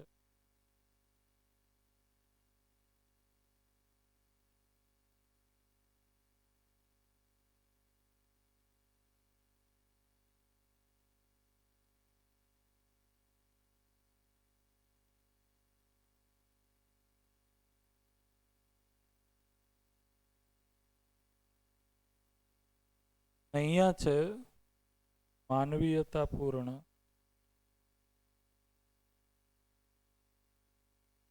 આચરણ. સુખપૂર્વક કઈ રીતના જીવીશ? તો કે માનવીયતાપૂર્ણ આચરણ સાથે જીવીશ. એના માટેનું જ્ઞાન છે એ કયું છે? તો માનવીયતાપૂર્ણ આચરણ જ્ઞાન. તો અહીંયા જીવન જ્ઞાન, સહઅસ્તિત્વ દર્શન જ્ઞાન, ત્રીજું કીધું માનવીયતાપૂર્ણ આચરણ જ્ઞાન. જ્ઞાન છે એ 3 ભાષામાં સહઅસ્તિત્વવાદ પ્રમાણે. અચ્છા, આ ભૌતિકવાદ પૂર્વક જીવવાથી સામાજિક પરિણામ શું જોવા મળે છે? સામાજિક પરિણામમાં શું જોવા મળે છે? જે હમણાં પ્રભુદાદાએ કીધું એમ કે વ્યક્તિવાદ, યુદ્ધ અને સંઘર્ષ છે એ જોવા મળે. એવી રીતના છે એ આદર્શવાદ પૂર્વક જીવવાના કારણે પરિણામ શું જોવા મળે છે? કે સમુદાય ચેતનામાં માનવ અત્યારે જોવા મળે. એટલા માટે સમુદાયવાદ, સંઘર્ષ અને યુદ્ધ તો અહીંયા છે. પરિણામમાં છે એ સંઘર્ષ અને યુદ્ધ એ ભૌતિકવાદ અને આદર્શવાદ બેયમાં જોવા મળે. અહીંયા છે એ પરિણામ શું છે? તો કે અખંડ સમાજ, સાર્વભૌમ વ્યવસ્થા.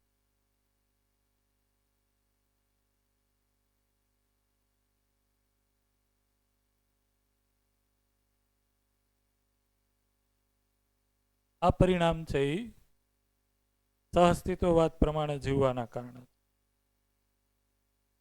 એટલા માટે આ વસ્તુને આપણે બ્રેક પછી છે એ વ્યવસ્થિત જોઈએ. તો અત્યાર સુધી જે જીવવાના મોડેલ આપણી પાસે આવ્યા, એ જીવવાના મોડેલને આપણે છે આ રીતના સમીક્ષિત કરી શકીએ. એક છે તો ભૌતિકવાદ પ્રમાણે જીવવું છે, એ આદર્શવાદ છે. અને અત્યારે આપણી પાસે નવો જે ઓપ્શન ઉપલબ્ધ છે એ સહઅસ્તિત્વવાદ. રાઈટ? તો આ ત્રણેયને છે એ આપણે ક્રમવાર છે એ વ્યવસ્થિત આપણે જોઈએ, સમજીએ બ્રેક પછી. બરોબર ને? બ્રેક કરી નાખવાનો છે ને? તો આજે છે એ બ્રેક સુધી આપણે જે ચર્ચા કરી છે, રાઈટ? તો આજે ગોષ્ઠી હશે. તો ગોષ્ઠીમાં છે એ આટલે જે પણ આપણે જીવન ક્રિયાને ડિટેલમાં જોઈ, એને બધા લોકો ગોષ્ઠીમાં છે એ ચર્ચા કરો, સમજાવવાની ટ્રાય કરો એકબીજાને, એકબીજા પાસે સમજવાની ટ્રાય કરો. એ ક્રમમાં છે એ કોઈ પ્રશ્ન આવે તો પહેલાં તો એ ગ્રુપની અંદર છે એ સોલ્વ કરવાની ટ્રાય કરો. છતાંય જો કોઈ પ્રશ્ન બાકી રહે, પ્રશ્નને આપણે એના પછીનો જે સેશન છે એમાં ડિસ્કસ કરશું. તો ગ્રુપ કઈ રીતના બનાવશું એ જ્યારે ગોષ્ઠી ચાલુ કરીએ ત્યારે જ બનાવી નાખશો? કેમ કરશો મહેશભાઈ? એમ જ કરશું જ્યારે ભેગા થાય પાછા